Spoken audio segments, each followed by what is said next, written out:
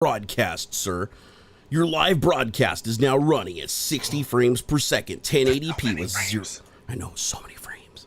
So many frames. And it didn't give me a link to the dashboard like it does, so now I gotta go find it myself. More than my eyeball can notice. It's too many. You only have one? Yeah. By the way, dude, that shaver, oh my God, you changed my life, bro. Told you. I've shaved every 2 days since I've gotten it, even though it's just like barely starting to grow in. I'm right on that shit just because it feels so good. It's like there's something different about it completely. If it's only just like 5 o'clock shadow style, you could probably get away with one pass against the grain. You don't have to do the full down. Oh, just to get up a little closer and see how it goes. That's how I like to do it. Even when I do like maybe every other day, cold water, one pass with the soap. One pass with the grain kind of down the cheek, and then rinse. So wait, am I supposed to do the cold? Am I supposed to do the cold compress before or after? Because I've been doing hot, and then I shave, and then I do the cold afterwards. Like I do a hot, shave, hot, and then cold. I like cold water from start to finish. Oh, really? Yep. Cold water on the blade, cold water on my face. Cold does it water like help with does it help with the shave at all, or is it just like a personal preference? I never really did a exhaustive test. I just found that with coming right out of the shower and starting to shave, my skin was really soft, right? Like you get how like your like the dead cells will start to get creamy almost. Like gross, just like dude. And like the smegma. Yeah, kind of, right? Like it's easy to peel that dead skin. And, don't look up smegma if you don't know what it is. Yeah, don't do that. You don't want to know. You don't want to know. Or that one guy. I'm not seeing it live on your website, but I see people in the chat. I mean, it says it's live. Here, let me click on it and see. Yeah, it says we're live right now. Oh, I'll send you the link. No, I got it. You got it? Okay. Well, I got a copy anyways because I gotta go tweet it out. But yeah, I always liked cold water, splash, splash, splash, and then from start to finish, cold all the way around. I mean, dude, straight up changed my life. I'll be honest though, like when I took it out and I started putting it together, I was scared. Like I was I pulled the blade out and I was like, dude, this is like a paper thin. Yeah. Like you touch this, it's gonna cut you. It's that fucking sharp. Wicked. And when I put it in the clamp, I was like, it's literally just fully exposed. It's not like the safety, the safety razor, or not safety razors, the cartridge razors where everything's on springs and like hidden in the back and stuff. No, this is just you and a straight fucking super sharp scalpel like blade. Yeah. And the weird thing is too I always nick the moles. Like I have a little mole like right here. Or sorry, right? Yeah, right there. I have a little mole there and I have a little mole right there. And I always nick them when I shave. I've never nicked it. I've shaved 3 times now. I haven't nicked it with the safety razor. And I think what it is with the cartridge razor, you feel like you got to push really fucking hard. Yeah. Because it clogs up so fast. And this doesn't clog up hardly at all. Yeah, and that's a habit that can be hard to break. What's up, Blue Avaro? People, I don't know, the instinct to press, the weight, like if you hold the thing like in your hand, the head of that thing should be way heavier than the rest. Like the balance of it is right behind the head compared to the handle. The head should be real heavy. They put the fear in you too, man. Like when I opened up the razor, on top it has a warning. Yeah. Oh, I bet. It's like, do not drag, do not push, do not pull. It's like let the weight of the razor at a 45-degree angle just do the work. It's like if you have to pull, then the blade needs to be replaced. Like it's like if you feel any tug or anything like it catches on your hair, swap the blade. They're 4 cents a piece. Like just do it. Like so, yeah. The cartridges are like $4. I look. The cartridges for my Mach 5 or whatever are basically $4 a piece. Even if you buy them in bulk, it's like $3-4 a cartridge. A cartridge lasts for maybe like 3 to 6 shaves, depending. And by the 6th shave though, you're really yanking on hairs at that point, right? Bad. Don't do that. And so because they're so expensive, you use them longer than you should. So they start tugging, and then they clog up really bad. And it's really hard to clear them. Whereas with the safety razor, you clear it instantly. The thing up and rinse and it's got such a big gap between the blade and like the comb on it that you put it under the water. It just all the hair falls out of it instantly. And so when I shaved the first day, I let my hair get longer than I usually do when I shave. Like normally I have to use the electric razor and mow it down a bit before I use the cartridge. And I just used the safety razor straight up, and I was just like, wheek, and I was like just perfectly smooth. I was like, dude, why did they ever go to a cartridge system? Like, I think it's because like it started with disposables, right? Where you would just get you'd get like a bag full of single bladed. You just use them a couple times and then throw them away. Yeah, I remember my dad had those. Yeah, that's bad, right? So then they just basically expanded on that concept where like, okay, you'll pay $25 for the handle, and then you'll just throw away the heads. It's just kind of a progression from there, I think. Gotcha. Yeah, because if you've never, hey, guys, if you're listening, what we're talking about is safety razors. Double-edged safety razor. Yeah, double-edged safety razor. So basically, old school, you know, if you went to the barber or whatever, they'd use a straight razor, which is like the shit you see in the movies where they cut somebody's throat with. But I'm not comfortable enough with that. I'm not either. Hands and stuff like. Yeah, you have no. At least with the safety razor, you have the comb on the bottom. So if you put it at a 45-degree angle, it's always that comb is going to drag on your skin along with it. Nothing beats a professional who knows what they're doing with the straight edge. I've never had a professional shave. I need to do it someday. It's so good. Like live. But yeah, man, check it out. We spent like 20 minutes on this the last stream, and it was funny because like you'd think that the guy who hasn't shaved in a decade wouldn't know much about it, but I know you just like changed my life. Before I grew this beard, I went down a rabbit hole of like the whole ritual of shaving, of like having that as a part of your morning routine, and I loved every step of it. I had a badger hair brush and a little bowl with the soap disc in there, and old school style, and I loved every minute of it. It's very soothing, very cool way to start your day.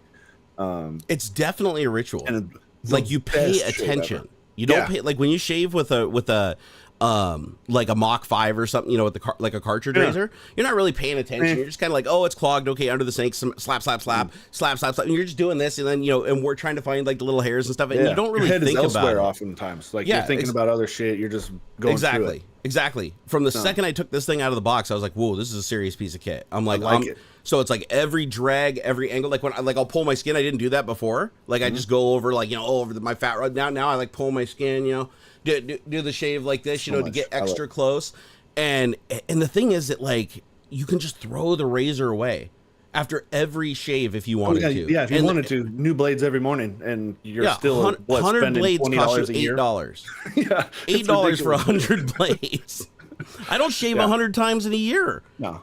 $8 for a year's worth of blades. That's crazy. Yeah. And that's like on the high side. Like there's cheaper blades you can buy than that. That's like actually for like the nice blades. Yeah. Is like $8 to $12. Some are up like 20, 30. Yeah, man, you can get some that are like engineered like German style where they're laser sharpened and stuff, and you're still only paying like $20 for 50 of them or something. The highest rated one on Amazon is a cryogenically frozen one, where the blades are cryogenically frozen, so they hold a hard edge. And apparently they don't dull. They say you can do like 20 shaves with them before they nick or dull. You don't need to do that. And I wouldn't. Honestly, I bet that there's no real benefit to that, and it's just for marketing and to get you. Yeah, I bought the cartridge razors. Like they make cartridge razors, like the fancy third party ones that you can buy. And I bought the cryogenically frozen ones once, and I didn't notice any difference at all. Yeah. Zero. No, it still tugged on the hairs the same and everything. How do you? Oh, that's a good question. How do you avoid hoarding tech stuff? You don't. Dude, you're a better man than I. If you can do it. I can't. I mean, God, I'm embarrassed. I'm embarrassed right now looking around. No, and that's the thing is, like, I can't. Like, I've been a lot better than usual, but I have a hard time throwing away boxes that have art on them.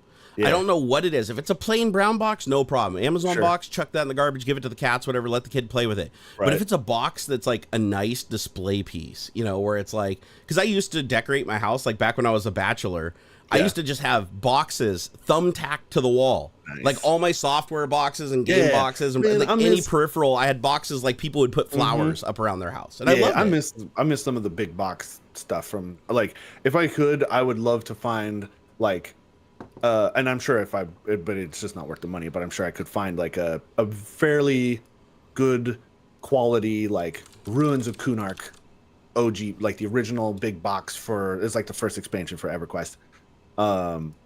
Like those sorts of boxes would be rad to have. Could you even like the play original, it though? Huh? Oh, I did. Oh yeah. No, but I'm like online. Like, are there still servers and stuff or do you have to use like a third-party hack server or something to play? Isn't EverQuest all online? So EverQuest still exists as a free-to-play slash, pay-to-win sort of a thing. I didn't know that. Okay. It's under Daybreak, the same guys who bought out. Well, the guys who bought out Sony Online Entertainment, right when PUBG was really getting big.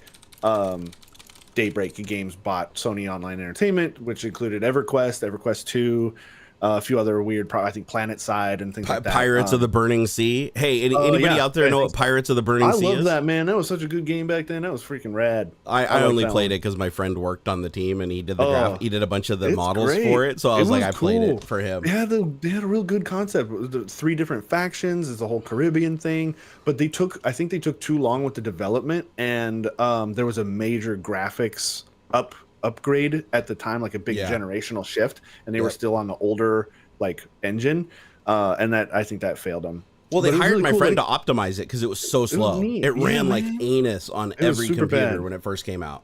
Yeah, it was a good concept, and I it makes me sad that Ubisoft, I think, is failing with Skull and Bones, which would have been really rad, but that's also taking way too long. Hey, Super Jammin' brother, how's it going? Oh, what's up? They said, how am I doing? I'm doing all right. I'm not going to lie to you guys. I've had a really rough couple of weeks. This medicine they put me on really fucked me up bad. And then I let my doctor talk me into trying to stay on it, even though it was fucking me up bad. Mm-hmm. And I finally made the executive decision after talking to my son. And he's like, Dad, you're a dick. That sucks, man. I mean, he didn't say that. My son wouldn't say that, but I was basically, I got in an argument with his mom, and and I usually don't argue with her. And I asked him, I was like, because everybody seemed like they were being assholes around me, like constantly. Like I felt like everybody was plotting on me, everybody was being a prick, everybody was like giving me the cold shoulder. Everybody around you is the asshole. Everybody around me was the asshole, and I was like, I didn't really think about it, so I asked my son, because he's the one person I will trust, because he spends time with both of us, right? So I'm like, is your mom acting weird? Like, I just straight up asked him, I was like, is your mom acting weird? Like, she's for weeks now, I feel like she's been acting really weird and out of it and stuff. And he's like, no, I'm around her all day. She hasn't changed at all. And I was like, damn. I was like, well, if I changed? And he instantly like gets scared and kind of like looks away, like, it's like, I don't want to have this conversation. I was like, no, you can tell me. I'm not going to be mad or whatever. And he's like, yeah, you've actually been a lot more angrier and tired and short, and you're not speaking too well. And he just went down the list of like all the things he's noticed over the last like month and a half. And I was like, you know what? It's me. I'm the problem. So once I acknowledged that and started like, forcing myself to proactively think about, if somebody seems like they're being a dick to me, I'm like, oh, maybe I'm just interpreting it wrong. Once I did that, then things got a lot easier. So I was like, okay, it's definitely me. So I have to come off this semaglutide shit. So I've been off it about 4 or 5 days now, but it's one of those things that builds in your system, so it won't be fully out of my system for like 5 weeks. But hopefully the primary effects, and the weird thing is, it's not even supposed to affect you neurologically. It's supposed to fuck with your blood glucose levels, which can affect your energy. Which does, though. But your brain runs on sugar, man. That is true. And combined with all the other shit I'm taking, it's having some kind of a bad effect.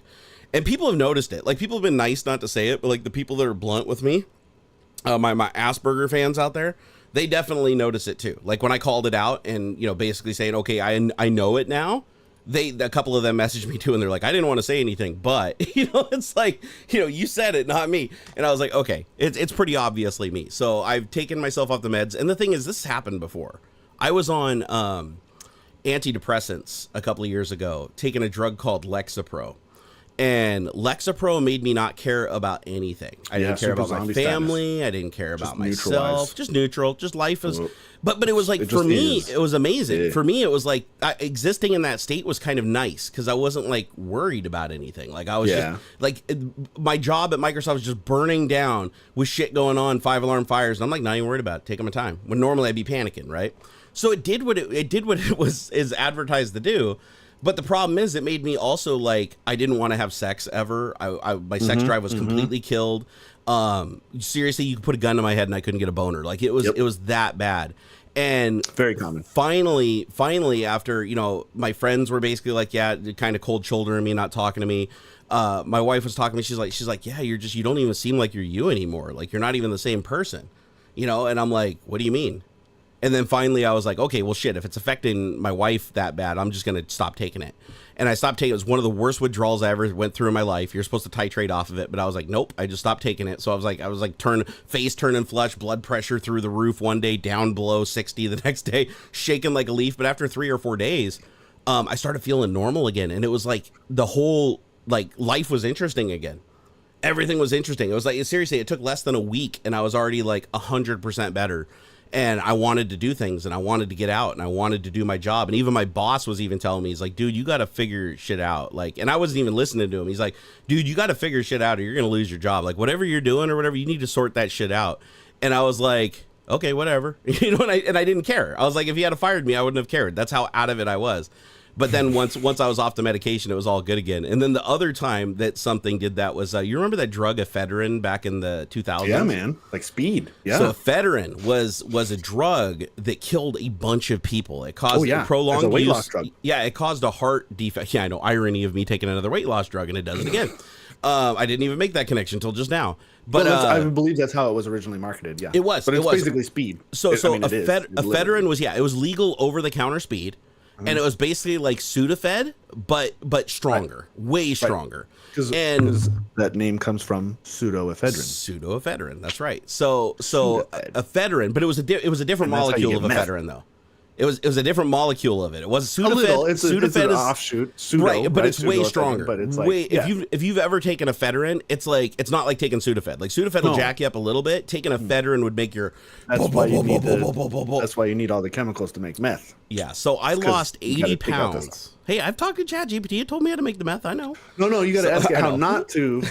I don't want to accidentally make cyanide. How do I avoid that with Yeah, exactly. I'm in the middle of making am I supposed to have the gun pointed at me when I pull the trigger? Which chemicals do I not mix to make? Yeah, you gotta what is it? You gotta prompt engineer your way around it, right? So the ephedrine that I was on, I started taking it because we had a weight loss contest at work when I started. Like this is back in like 2001, right? This is before I was even back with my my high school sweetheart, who's my wife now, and so we did this weight loss thing. I was like, oh man, I'll just take this ephedrine and I'll just beat everybody, right?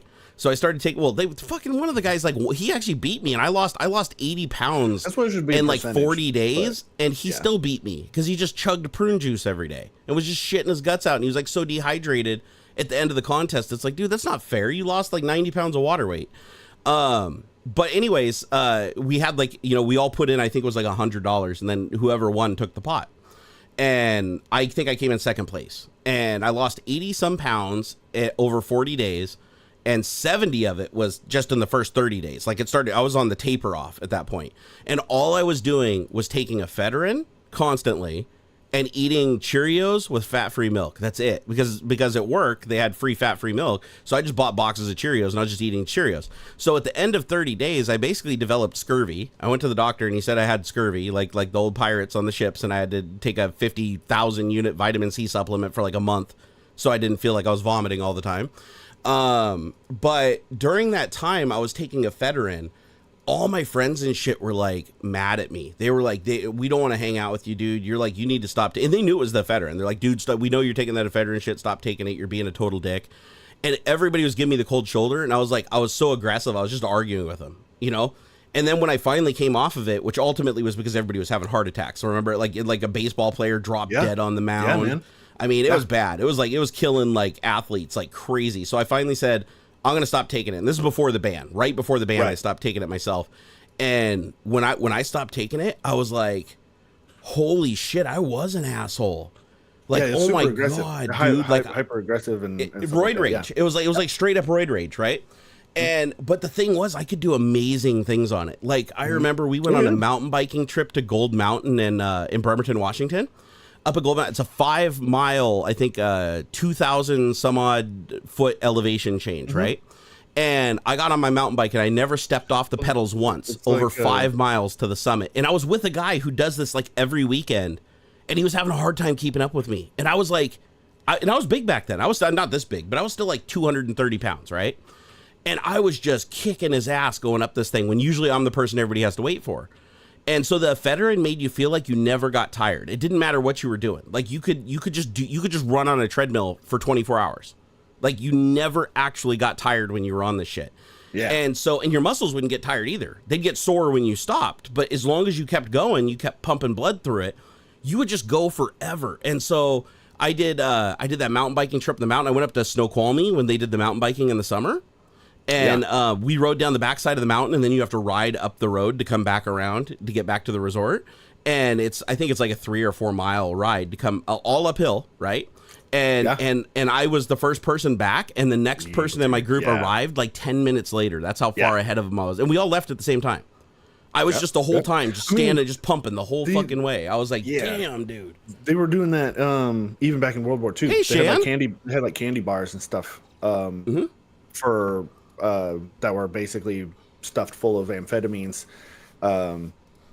To keep you going. What was that stuff? Dextrin or whatever? The stuff that everybody had a cold back then because you'd like snort that little thing and it was basically amphetamines. Yeah, there's all kinds of weird uppers that they prescribed and spread around all through up until like I want to say like the 80s. Honestly, I mean the ephedrine thing came around. I want to say like early 90s. It was like late 80s. Yeah, I started 90s. Taking it in 2000. It was already around forever at that point. Yeah. Here, what? Hold on, I'm gonna ask ChatGPT. What was the name of the over-the-counter cold drug that you sniffed to clear your sinuses that contained some kind of heavy illegal stimulant? Well, a lot of the sprays, like nasal sprays, like Nasacort and stuff, still have pseudoephedrine in them. Yeah, but even to get Sudafed now, you have to. They changed. It used to be just straight up ephedrine in things like Sudafed and stuff, but they changed and that's why. Well, at first it was part of the reason why you had to like, even though it was over the counter, you still had to like go talk to the pharmacist to give it. They'd have to hand it over to you, and like why now you can only buy 2 boxes at a time and stuff. Partly also because of like the meth thing, but Yeah, they were doing that kind of stuff. Still Jeffrey, you're amazing, by the way. Thank you for that $2 super chat, brother. Oh, yeah. We appreciate it. They said weekends dead as fuck where I work. TT makes them go by. Thank you. Aww. That's awesome. Tech Talk helping out the world. Super Jam Brothers, thanks for asking. By the way, I could be better. I'm not trying to find a way to get food. You haven't had food in 2 days and nobody wants to help me out. So you need like a DoorDash or something? A fucking Postmates? What? So thanks for asking. I could be better. Wait, man? So you can't get any food? Why? Because you don't have any money, or you don't have access? Like what's going on here? Super Jammin' Brothers, we can't be having that. Yeah. Why do ChatGPT keep asking me if I know John Connor? Oh man, BT Dubs. I need to read back over that thread that I shared because like I didn't really absorb it very well, but I just kind of read it and but I think the main takeaway from that of looking more like changing the mindset of looking at ChatGPT as a reasoning agent or whatever instead of just like. Are you talking about the Apollo thread? Yeah. I responded to a bunch of his tweets this morning. Yeah, man. Wait, are they in here right now? Huh? Are they in chat right now? Oh, I don't know. Oh, I don't know. Okay.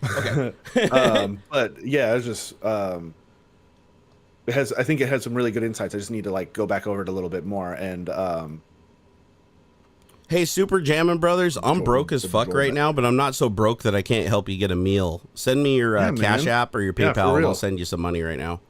I can't do it for everybody, obviously, because my family's not in the greatest situation right now. But I mean, we got food in our cupboard, so I can spare $20. Hopefully that'll start the chain of other people can help. You can pay it forward when you get a chance. Yeah, man. I don't mind. You can't go another fucking 5 days without grub. Yeah, that's not good. Yeah, and generally it's like I know there's a lot of scammers on the internet that say shit to get money, but like saying that you haven't had any food and just wanting a couple bucks, like that's not something a scammer would do. So I know you're serious. Now watch, I'll get 100 messages now on Twitter. I'm starving, I haven't eaten in a week. Barnacules, come on, man. That always happens anytime I help somebody publicly, but I don't give a shit. Super Jammin' Brothers was nice when they came in here, and I'm gonna hook them up with a meal. Although these days $20 probably can't even buy you a fucking McDonald's, but hey, it hopefully it helps. Can we let him put his Cash App here? Absolutely, 100%. Fuck yeah, let's do a good thing for once. Makes you feel good, man. like helping people makes you feel good. Seriously, I honestly I don't even watch porn anymore. I just like give somebody $5. Seriously, it's like the fastest way. No, it does. I was talking to somebody about this the other day. The selfish giving is what I call it, because you're giving something to somebody because it makes you feel good that you're helping another human being, so you're actually benefiting from it more than the person who's actually getting it. There's almost no true altruism. You don't have a Cash App or a PayPal? Well, do you have anything? Like, let me know if there is any way digitally that I can send you something or order you something or Something. like something. There's got to be something I can do here. Slice of pizza. Hey, Bradley, thank you so much, man. See, now Bradley just gave me $2 for a slice of pizza for you, so I got to find a way to give that to you. I gotta look into the. I said, or Venmo. I don't have Venmo, but I'll sign up for it to give you $20 right now. Right, something. Do we know who this guy is? Like, no? do you have a neighbor you know that what? I could? I don't know that I could like sign some merch for or something. Sometimes it's okay. Just do something nice, you know. No, I just feel like doing something nice right now. That would be something that'd cheer me up and it would make me happy because I've been having a hell of a time. But I'll tell you what, Super Jammin' Brothers, we'll try to help you out. If we can't, though, hopefully we can find somebody who can. Because you should have some food. And I know that, like, you saying that you don't have any food around, maybe you have something in the house that's like not very palatable or something. That's besides the point. It's like you should have a decent meal. Like, you should never ever feel like you are so fucking broke that you can't have like a good meal. Yeah. Oh, you have Postmates. What's I don't even know what Postmates is. Postmates like delivery. They just pick up anything. Oh, really? So you can do like oh shit, how can groceries? Fucking go to Best Buy for me. Is there a way for me to buy you like a code for Postmates? Like you might be able to send like a gift card or something. Let me see if there's a Postmates gift card here. Guys, we're gonna take a slight detour to help somebody out here. Postmates. I've never used Postmates before. Let's see. Postmates. Okay, so log in, sign up, deliver now, schedule for later. Unlimited free delivery. Do we even have Postmates here? Yeah. All right. Okay, so pick up near me. Add your restaurant. I mean, do they call and like order the food and everything for you too, or do you order the food and then call them? And it's more like think more like Mechanical Turk style. Like you say like, oh, go to. It's like it can be anywhere. There's a bunch of different stores and stuff that you can tell them to go to Best Buy or like the corner drugstore and like or whatever. Anything. Okay. Well, you know what? I bet you could pay for it with a Visa, couldn't you? Let me see. Can I get a Visa gift card? Here, let me see if I can get a Visa gift card. Visa gift card. All right, let's see here. So Visa gift card. Let's see. There we go. Express gift cards email delivery. We're doing this right now. We're gonna figure this out. Uber. Does Uber own Postmates now? Yeah, they don't have Venmo. If they had Venmo, we could do that. But they only have Postmates. They don't have Venmo.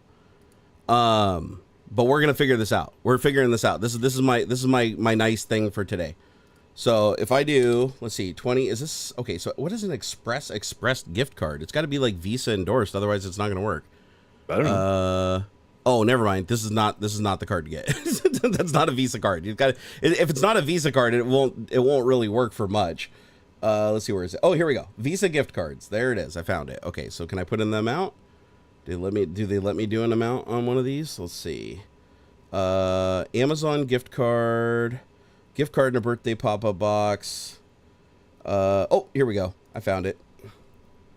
Here it is. Okay, so this card is non-reloadable, no expiration of funds. That's perfect. One-time cash fee of $3.95. I don't care.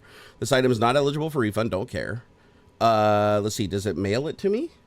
Like, let's see. Okay, so free delivery today, 2 p.m. to 6 p.m. Order within 1 hour. I mean, does it say it digitally sends it to me or?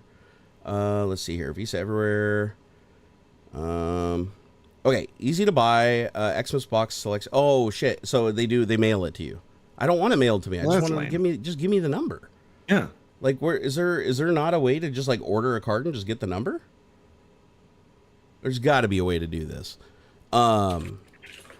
Shit! Look at all these people. Look, now I don't even have to give you $20. They already took care of it. Well, I'll take it out of mine though. I can't volunteer other people's money. Go to giftcards.com. They have Visa gift cards that you can email. It's digital. You can just email it to somebody. Giftcards.com. All right, I want a Visa. Okay, and I want a Visa virtual gift card. Virtual gift cards with instant delivery can be used online anywhere Visa debit cards are accepted in the United States. Would that work for you? Probably. A Visa debit card? Would that? I mean, it's Visa logoed, so you should be able to use it where there's a Visa. Mm-hmm. All right, so here we go. And recipient's full name. Well, I mean, if it's if it's mine, they're probably going to want to look at like ID to verify. So I'd probably want to put their name in there. Let's see. Is there a way for you to contact me or DM me? Do you have a Twitter? Because then I could just do this over DM. Super Jammin' Brothers. Do you have a Twitter? Give me your Twitter in in the chat, and I'll follow you on Twitter, and that way I can DM you, and we'll figure this out. Hey, what's up, Gimpy? Look at Gimpy throwing in $10 too. That's awesome. But guys, stop. You guys are awesome for giving money. Yeah, but don't do more super chats like that. Yeah, don't do the super chats like this, because the super chats, they take 30 or 40%, and I split it with AuxxZillary, so I don't want to confuse everything with taking this and giving it to somebody. Like that doesn't. Yeah, no, but I don't want to screw up the whole thing. Like we'll just handle it with money outside of this. Yeah. All right, let's see. Okay, so it's Super Jammin' Bro. Super Jammin' Bro. All right, let's go find you. Super Jammin' Bro. We're gonna do a nice thing today, and you guys can pay it forward too. You go help somebody else too. And Super Jammin' Bro, when you're back on your feet, not just like when you get a paycheck, like you don't have to pay this back. No. Just like when you're in a good place or you win the lottery or something, like just pay it forward to somebody else. Just remember this and do it to somebody else. I swear it'll be the best feeling you ever had. Okay, so let me put you in there, Super Jammin' Bros. There you are. I am now following you. And I am now DMing you. Let's see here. Oh, dude, you look like you could be my brother, like legit. Like for real. Plot twist. Plot twist. Dun dun dun. Watch it as my brother. This is just a new angle for me to scam people out of money. Dun, dun, dun. This is our money laundering scheme. It is. Everybody's got to have an angle now. Super Jammin' Bro is actually a bot that we created to get it probably guys to is. give us a bunch of super. No, I'm just totally kidding. I know. I'm messing around. Okay, so Super Jammin' Brothers, I'm following you, but it's not letting me message you. Do you have messages disabled? Here, follow me on Twitter. Follow at Barnacules on Twitter, and then I'll be able to DM you. Because I think you have DMs disabled unless you follow me. And that's okay. I won't let her hurt my feelings that you weren't following me. But it looks like you last posted on Twitter on October 15th, or, oh no, wait, July 26th. So yeah, it's been a while since you've been on Twitter, so I won't hold it against you. We're doing a good thing, guys. This is awesome. This feels great. We are going to secure a Visa gift card and deliver it to a person in need. Just because. Do I have an install date for my fiber? Yes, actually. If they don't cork it up. I need to do that. Dude. I was looking into it, man, and I'm like, fucking Comcast. So I guess I had like a deal for like $20 off for a year or something, and the year ended, and they still, it sucks. They offered me the deal again, basically, but dude, I can get. Yeah, because you have Ziply available in your area right now, right? Yeah, the fiber is telling me it's like 948 symmetrical, so it's not like, true gigabit, I guess. But I'm like, I don't think I ever got 948 is like as close as I've ever seen cable get to gigabit. Yeah, so... I'm like, if I do a speed test right now, I probably wouldn't get like 850 or something, like at best. So, I bet you it's cheaper, and it's too. For $65, I know, man. dude. So check this out. This is what they quoted me: $65 for 1 gig, right? Yeah. 116. This is with tax and all fees too. So 116 for 2.5 gig symmetrical, right? 250 for 5 gig, and 10 gig for 350 a month. Or no, 300. It was 300 even. So 300 even. I could get 10 gig symmetrical with no cap. That's outrageous. Like that would literally be the fastest network card and the fastest computer I have in the house over the internet. Like that doesn't even that blows my mind. I could literally put my Steam library on OneDrive and just load my games from OneDrive as a mounted drive. Play it over the internet. Yeah. Over the internet, literally loading into memory over the internet like it's a freaking hard drive. It'd be crazy. Okay, Super Jammin' Brothers, follow me. Yep, there we go. I got the mail icon. Hello. All right. Okay, so if you don't mind, please give me your full name so I can make sure they put it on the Visa. I won't give it out on stream or even to AuxxZillary because he will sell it. All right. No. Just kidding. Honestly, I'd probably forget. Yeah, it's just I don't want to risk giving him a card with my name on it. I give him a card with Jerry Berg on it or whatever. They go try to buy shit and the cops come and arrest them for like stealing my credit card or something. I'd be like, no, I don't want that to happen. I want to make sure that it's actually in their name so it's their money. No, the gift card is just no name. Yeah, or, so yeah. For some reason, you have to give them a recipient name though. Like so it can mail it to them. They are probably generating an actual like virtual card, and it'll have their name on it. Just give me your name and your email address, and it should send to you once I complete the purchase. All right, got it. Okay, so I'm gonna put that in, and then once I have their email address, I'll put it there. And I probably need, wait, can I do, I just got an idea. Cause I have all my credit cards loaded on my phone. So can I actually get the credit card number off of the thing on the screen, or do I got to like go down and get my wallet? Let's see.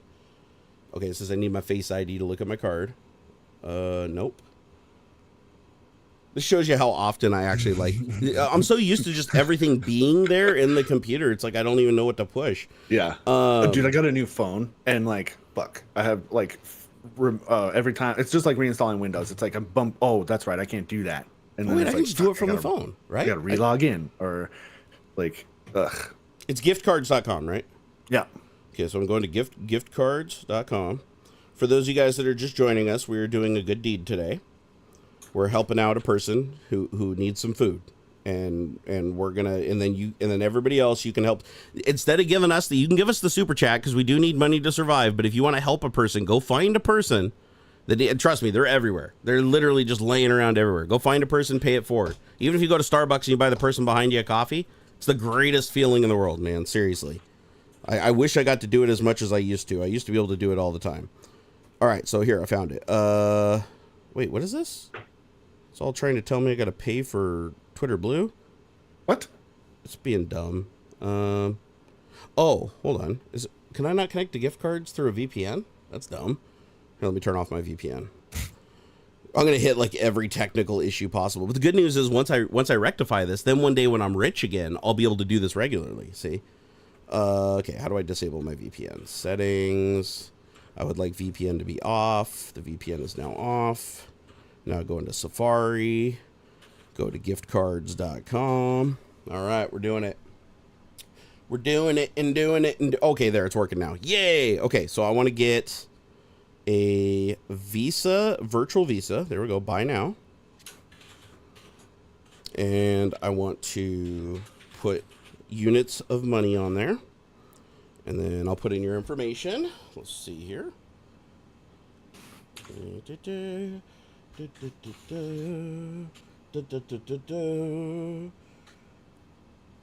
there we go, got it. Solid name too. Solid name. All right, now make sure I don't screw this part up because this is the important part.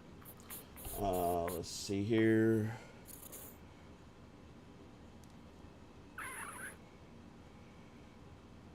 Let's see. Okay, let me double check this, make sure it's right. Yep, we're good. All right. And have a meal on the Barnacules Nerdgasm family. Hug. All right, next step. Here we go. Send instantly. I can even pick I'm going to pick your card and it's going to be number one dad. I don't know if you have any kids, but that's actually, wait, I can upload a photo. Does it put it on the card? Oh, I'm doing this. Hold on. I'm doing this. How do I do the photo here? So I'm going to select a picture of my coffee cup from this morning is going to be a part of this somehow. There we go. I'm going to click done. All right. It's doing something. Come on. We're doing it. So, Hawks, that's pretty loud on the mic. Oh, are you talking about the clicks? I like the up in here, clicks, dude. I don't think it was a keyboard. I think it was because I had something in my mouth where I was humming. I don't know what it was I was doing. I wasn't present when I was doing it, but I know I was up close to the mic. Sorry about that, you guys. Bro, being presents for poor people, man. Come on, man. Here we go. Here we go. Here, actually, let's get us all in the photo here, because this is gonna be on the Visa gift card. There we go. All right. That's funny. We're doing it because that's so awesome that you get to do this. Oh, that's a flattering picture.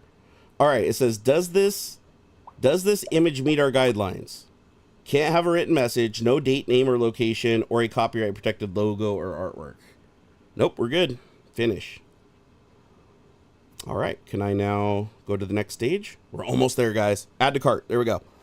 All right. It better let me use the card on this damn phone. All right, and then it says e-greeting photo or video. Oh, it added. That's what I just added. Okay, cool. Add card details. Your product will be sent to your email address. I double checked it. We should be good. And total card fees. That's fine. The fees are a little high, but I don't give a shit. Okay, so proceed to checkout. Now let's see if it'll let me use one of these wonderful credit cards on my phone here. Okay, total. Complete order. Okay. And then it says, enter your contact information. Okay, I can do that. In case anything goes wrong. I confirm I've read the cardholder agreement. You guys all watched me do it. By selecting complete order, you acknowledge that you've read, understood, and agreed to our terms. I'm sure, whatever. I agree to receive email updates and offers about... No, I don't want that. And then it says, beware... Oh, this is cool. Check this out. I'm glad they're doing this. Beware of scams. Oh, yeah. Utility companies, lotteries, the IRS, government agencies, or any other legitimate company will not request payments in any form of a gift card. Never provide card numbers to anyone over the phone or by email. Providing your card number to somebody is like sending cash or funds that cannot be traced or retrieved. Nice. That's brilliant. But I know this isn't a scammer. I mean, a handsome devil like that? No way. No frickin' way. All right, so I'm going to hit complete order. Oh, geez, I can pay with PayPal? Hell yeah. Nice. Oh, wow, I can pay with PayPal, Apple Pay, Here, I'll just use Apple Pay because it'll probably just let me do the face scan and money goes. Okay, and then I want to use Costco. Is that the one I want? Yeah. Okay, here we go. I'm doing it. Okay, face scan complete. Authorizing. Dun, dun, dun, dun, dun, dun. We're doing a good thing. Aux, we're doing a good thing. Hey, there we go. I got the order number. Thank you for your order, Jerry. Smiles are on the way. We'll keep you posted when your gift is delivered. You'll receive a copy of this information at your email address. There you go, sir. You now have enough money to, hopefully with Postmates, to secure yourself a nice, tasty victual on us. And now I feel like a good person, because I haven't been feeling like a good person lately, and you just gave me the opportunity to feel like a good person, and I am very thankful for that. So please let me know, though. Check your email that you sent me. Let's see. Check your email, and let me know if it arrived. All right, cool. Yeah, no, I like that. That's so awesome. I mean, I wish I could do that, like, all the time. Like, I wish that there was a time where I did. Like, when I worked at Microsoft, I'd always buy the people behind me at Starbucks. I'd buy their thing. I did regret that one time, though. I was like, I'll buy, I'll $45 order. It was too. It was. I was like, yeah, I'm going to pay for it. And they're like, hey, you sure you don't want to like pay for the person behind them or whatever? And I was like, no, I'm going to pay for.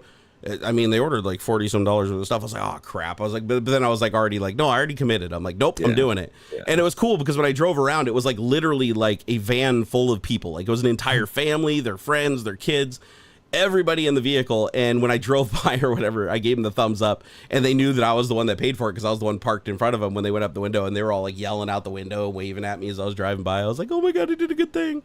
But yeah, I don't know. It's nice to do charity. You know, it's like in a lot of ways, people do charity for me, right? It's like I wouldn't be able to eat if you guys didn't give me money. So, I mean, legit, like this, it's not like I just do this as just a hobby. Like this is my job.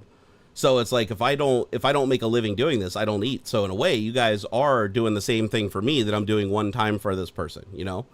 So, wait, you are the nerd beast. I try to be, man. I try. And did you notice Shan is in chat right now?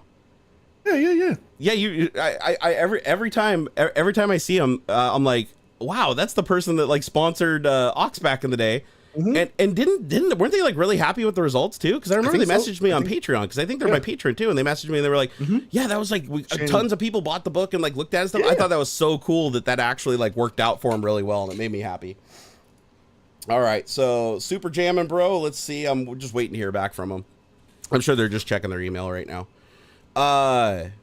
Let's see. Did you hear about the 16K LCD at Display Week? What?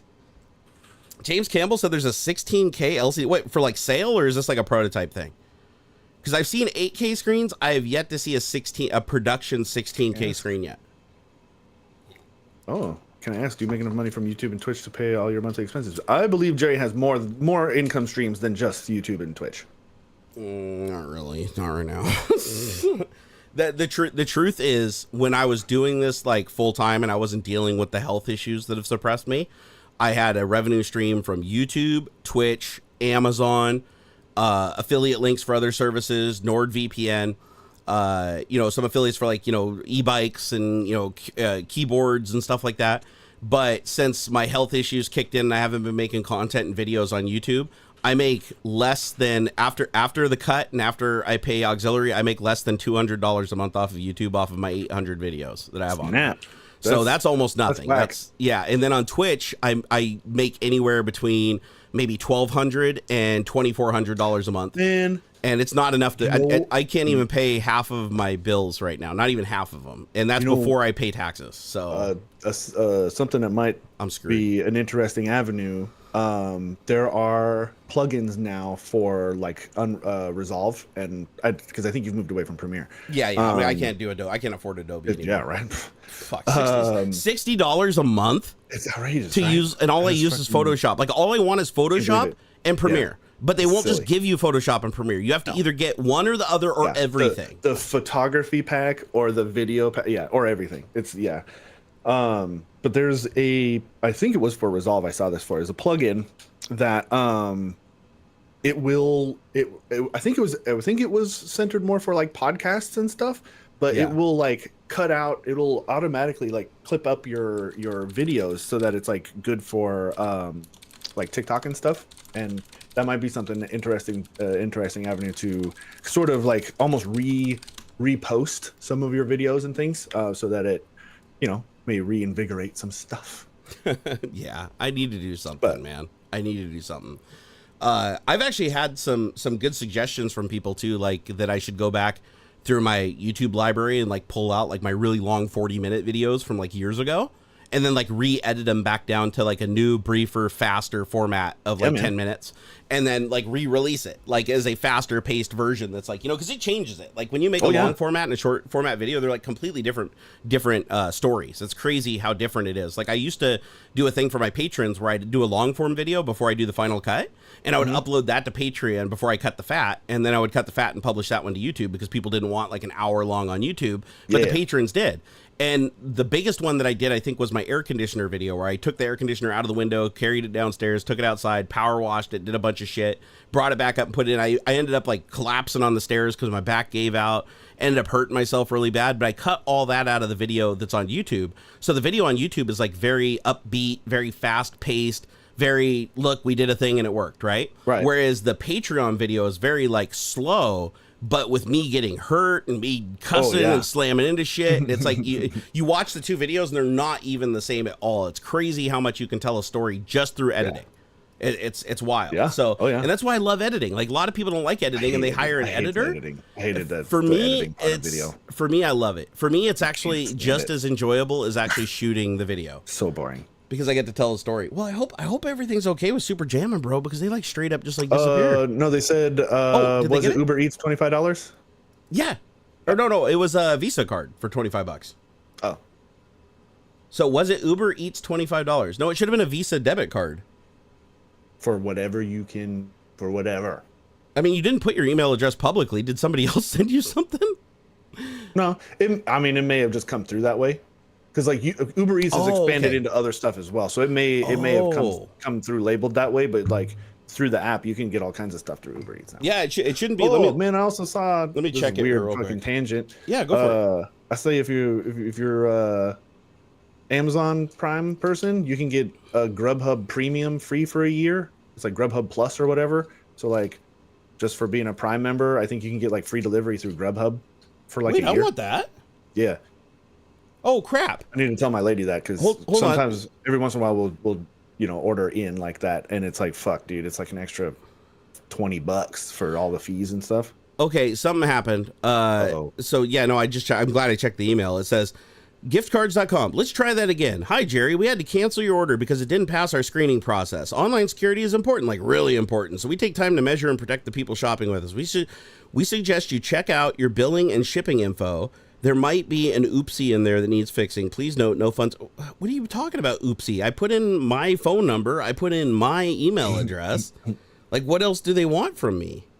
And why didn't... Okay, use your Google account to sign in. Okay, that's fine. Do it.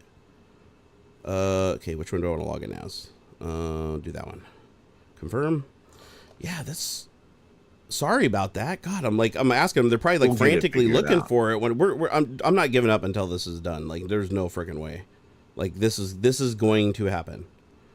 So don't worry. I'm not gonna be like, oh well, I couldn't get it to work. Sorry. No, we're gonna find a way to make this work. We'll figure it out. Yep. Signing up right now. Now I'm actually creating an account because I hope that like lends me more credibility on their site. Okay. So verify your information. Your billing and shipping don't match. Yeah. Yeah. They're. Like that. Yeah, but the funny thing is, like, I didn't put in any shit. I just put in an email address, but it's like, oh, your email address doesn't match what we have in the system. It's like, no shit. It's because it's a gift. I sent it to somebody as a gift. You know, it's like, it's supposed to be a gift. Okay, there we go. Is that right? Save. Okay, I agree. The email update. No, I don't want gift card things. Verify and solve this puzzle. Okay, what is the puzzle? Pick the ladybug. Okay, I think I can do that. Dude, you know, oh, look at the wiener dog. The Wiener Schnitzel. It's the Wiener Schnitzel. It's my little buddy. His little Wiener Schnitzel. That actually sounded like the gingerbread man from Shrek. Okay, so sign up. Why does it keep doing this? It keeps going in circles. Come on. I've only filled this out like 10 times now. Gift cards account. Okay, sign up. Okay, I'm just clicking sign up. I'm not going to do the whole... It keeps asking me if I want to use like my Google to sign in, which I usually do when I can. Okay, remind me later. Okay, so go to account. Here we go. So go to account, previous orders. And it says I have no previous orders. Oh, because I wasn't logged in when I did that one. Okay, so I got to do it again. I'm doing it. All right, here we go. 2.0. So virtual Visa account. That's the one I want. So buy now. How dare they just cancel my order like that? Do they know who I am? Don't they know who I am? Okay, so let's see here. I don't know why, because they said recipient name. I mean, it is a gift card. I'm buying it for somebody else. That's why I'd ask for both of our information. Yeah. So hopefully now that I logged in, like, and created an account with them, they'll like, you know, think that I am who I say I am. Because this is ridiculous. I'm sorry. I'm so sorry about that. This should not have been a problem. But we are going to fix that right now. Okay, let me double check again. Make sure I got this right. Oh, good thing I checked it. I fucked it up. All right, there we go. So, okay, cool. Here you go. Enjoy a meal on us. Hopefully this works now. Okay. Send instantly. Yeah, that's what I want to do. Yeah. Can you do that for me? Okay, next step. Here we go. We're getting there. Okay, add an image. I'm not going to add an image this time. This time we're just add to cart. We're just going to do as few things as possible to screw with their... Because maybe it didn't pass their screening process because the image. Maybe the image had something in it. It saw text or something. Was like, oh, you can't have that. Something. Yeah. So I'm just going to try not to do that. Let me double check one last time. Okay, you're sending it to... Okay. And proceed to checkout. Okay, here we go. We're almost there. Okay, no, I don't want to join. I don't have a promo code. I would just like to pay with Apple Pay. Okay, yes, I confirm. Yes, I agree. Everything's cool. I'm bewaring of scams. Everything's great. Okay, there we go. I want to use my card to pay. And here it goes. Dun, dun, dun, dun, dun, dun. Dun, dun, dun, dun, dun, dun, dun. Done. And this time I'll actually go, okay, there. Now I got another one. Now I'll go check my mail. Thank you for your order. How would you rate our experience? 1 star. It appears from your rating that you may have an issue needing attention. If you left 1 or 2 star rating by mistake, please correct it before continuing. Or if your rating is correct, please leave us some feedback. All right, well, I'm going to check my email first. And as long as they didn't tell me they canceled another order, I will be happy. Let me know the second you receive it, though, if you went through. Oh, God, did it just do it again? No, that better be the last old one. Let's try it again. We had to cancel your order because it didn't pass our screening process. How the hell could it not pass the screening process? Ooh. Oh, this is making me mad now because this is like... Okay, so it says, there's the order canceled. Here's my order history. I'm clicking on it. Resend order email. Invoice. Everything's good. Estimated delivery. Today, right? 27th? Yep. Delivery method. I put in the email address. And... it just says that it can't process it. Boo. This is dumb. I just did it twice, and I signed in, and I even put in my billing address. I checked all my billing address stuff is right. Everything's correct. I used a card that I use for buying literally everything, so I don't know. And they're not telling me what is, like, tripping up their system. Yeah. This is really annoying. Let's see. What else? I wonder if I paid for it with PayPal. If that would be more... Like, if it wouldn't bitch as much. Yeah, couldn't hurt. Let me check again. Okay, so let me try this. I'm going to try this one more time. Here, you want to entertain the troops? Sure. You entertain the troops. So I'm going to make this happen. The other link through Uber Eats if you need it. Turn off VPN. Do I? Let me see if I have VPN enabled on here. I don't think I did. I think I turned it off. Let me see. Is VPN on? Oh, VPN is on. Hang on. I bet you that was it. Uh-oh, is somebody dying? All right, my VPN is now disconnected. I bet you that was it. Because I could see them doing that, like through a VPN, because somebody would use a VPN if they were trying to steal. Yeah. So I bet you that was it.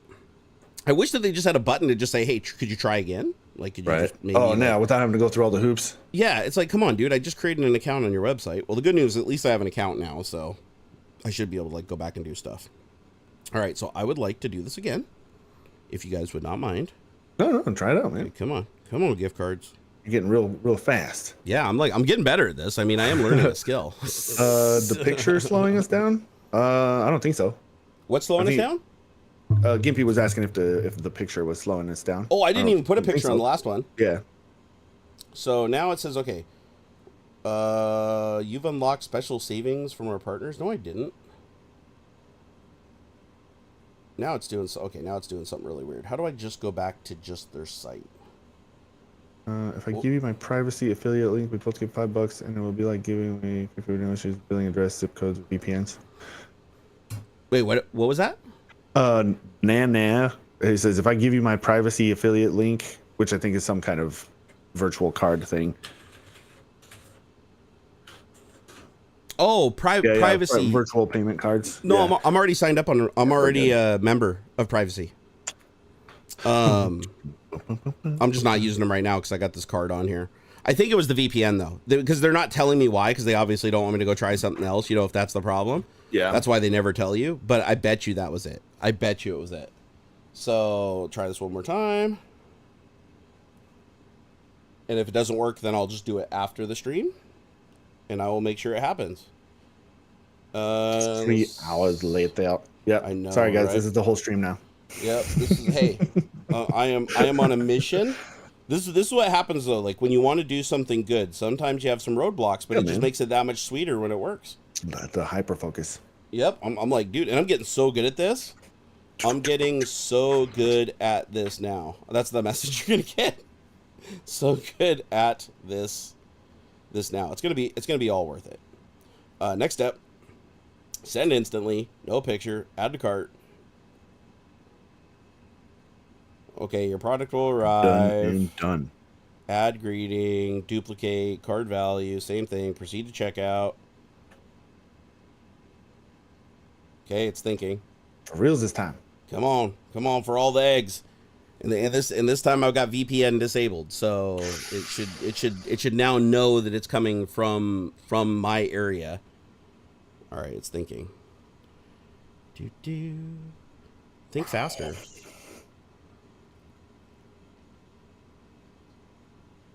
Come on. Most exciting TikTok ever. Hey, Steve Russell, thank you for the 10 pounds, by the way, bro. Yeah, man. We appreciate it. Everybody, yeah, Robert Settles, everybody. $20. Like I will make sure that my share of this, after YouTube has their way with it, goes to some good. Meat Puppet, thank you for the $20. Gimpy G, thank you for the $10. Soton? Is it Soton Mush? Thank you for the $10. Dave Webster, thank you for the 10 pounds. Man, you guys, people come in clutch, man. They do when you need them. That's the one thing that I do. Like sometimes I worry and I even hyperventilate and I'm like, oh shit, like what happens when I hit zero? Like when it absolutely hits zero and there's nothing left, right? Except for like credit debt and selling stuff. And I like get really panicky, but I'm like, you know what? If I probably got to that point and shit was going really horribly bad, I'm sure at least some people would have my back, or at least give me an avenue of escape, you know? Yeah. I hope. Okay, so it's still loading. Come on. Go. Load. Load. I would like you to load.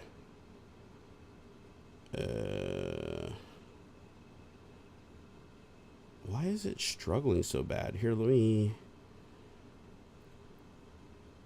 Oh, hold on. Here we go. Ah, there we go. Okay, there it is. So it says, pay. Okay, you can complete and pay with PayPal. Here, let me do PayPal. Maybe PayPal will be better. Because it might be the credit card processor rejecting it too for whatever reason. Sure. So let's try this. Trying to protect you from yourself. That is correct. Yeah. Man, what is up with these new games coming out all janky and whack? Plus, who thought it was a good idea to make it a Lord of the Rings game that follows Gollum? That seemed weird.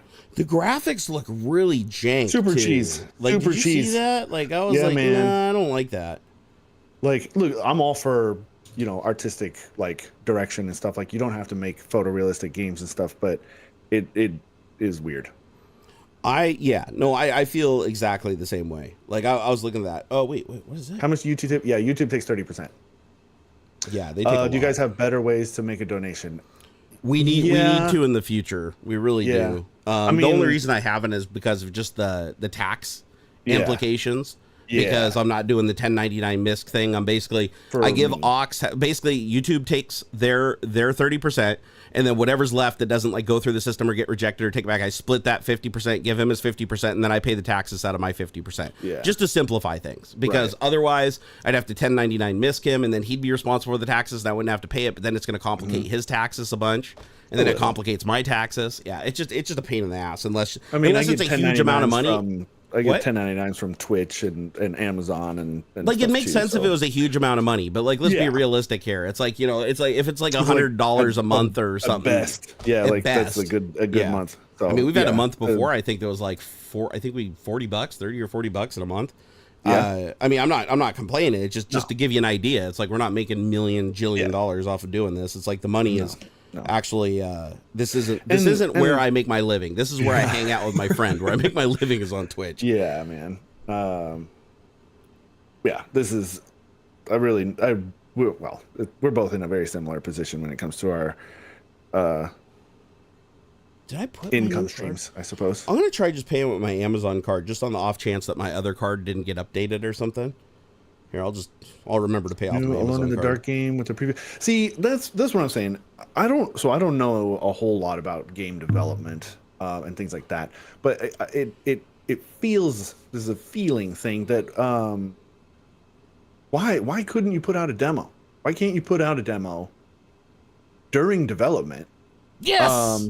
Ooh, there we go. Yes. Much success. Get ready for that warm, fuzzy feeling, Jerry. Your order has been received, and someone's about to get really happy really soon. Check out the details for yourself below. There you go. Warm, fuzzy feeling. That's cool. Please, hopefully I sent it to the right email address. Hopefully I checked it twice, typed it in like 8 times.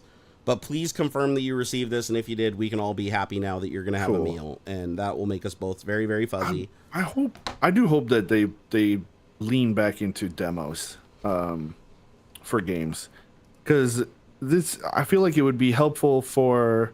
Until you said that, I didn't even notice that demos went away, but they totally did, didn't they? A decade ago, like a long time ago, right? How the hell did I not notice that? I mean, I don't like the idea of early access because I feel especially for like big titles, AAA titles and stuff, because I feel like if you do early access, especially like too soon,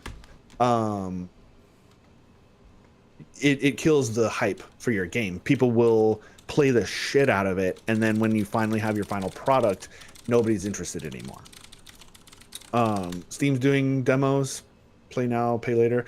I mean, heck, I know why there's no demos, dude. I know why there's no demos, because they have the auto refund policy now on Steam, where it's like you get the full game and you just get a full refund if you don't play it for more than an hour or whatever. Like, I think it's like 2, right? I think. Yeah, I don't. 2 hours, how long that's is not it? enough. That's not enough. Some games you barely get through the tutorial in 2 hours. Thank you, Meat Puppet. We appreciate it, brother. You know, and yeah, I want like a demo that's like the first chapter, or like the first, maybe even like the very heck. It could be just the first 2 Dude, Wolfenstein, Dune, Quake, they all did the first level. Right? It's like the first level. Yeah. And then it'd be like, oh, go buy the full game after the shareware thing, right? Like, go buy the full game now. What is it? Steam.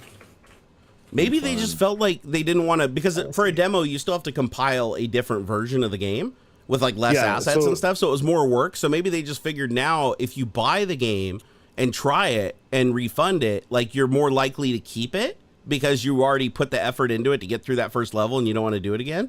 So maybe you just keep it, and even if you don't play it again later on, maybe there's like a psychology thing going on there. Hey, Balia Brand, thank you for the $13.69, keeping it 69. It says Steam will offer refund for in-game purchase. So that's in-game purchases. So, I mean, this is just what Google's saying at the top. It says any title that is requested within 14 days of purchase and has been played for less than 2 hours. And so, like, I guess, but then you're still kind of on the hook, right? What if you forget? Or like, you know, that kind of like, I feel like there's too many hiccups where a demo is the way to go. Plus, I feel like you could figure out like, oh man, the demo's being whack and janky. Like that can help your development avoid issues like that's true, because you don't even have to commit to buy it. You don't need a credit card in the first place, where you with this model you do. So no, that early makes access too much sense. Again, early access is definitely helpful for I would say definitely for like mid tier, not mid tier, but like mid to small teams and stuff. You could do early access and it won't kill like the hype for your game. But what always ends up coming to mind for me is like DayZ. DayZ, I think, is a really good example of how early access too soon will kill your game. DayZ was outrageously popular when it was like just kind of an early mod for Arma and Arma 3. They spun it off as a standalone game, but it was in early access for like 6 years. By the time it finally released as its own thing, and like they finally said, hey, we're done, and it's released, nobody cares. There were other survival games that had come out that were better. There were better you know, just overall their whole systems were just better because they gave it away. They gave away the secret sauce too soon and took way too long to get the thing out there. And that's an example of where early access can ruin it for you.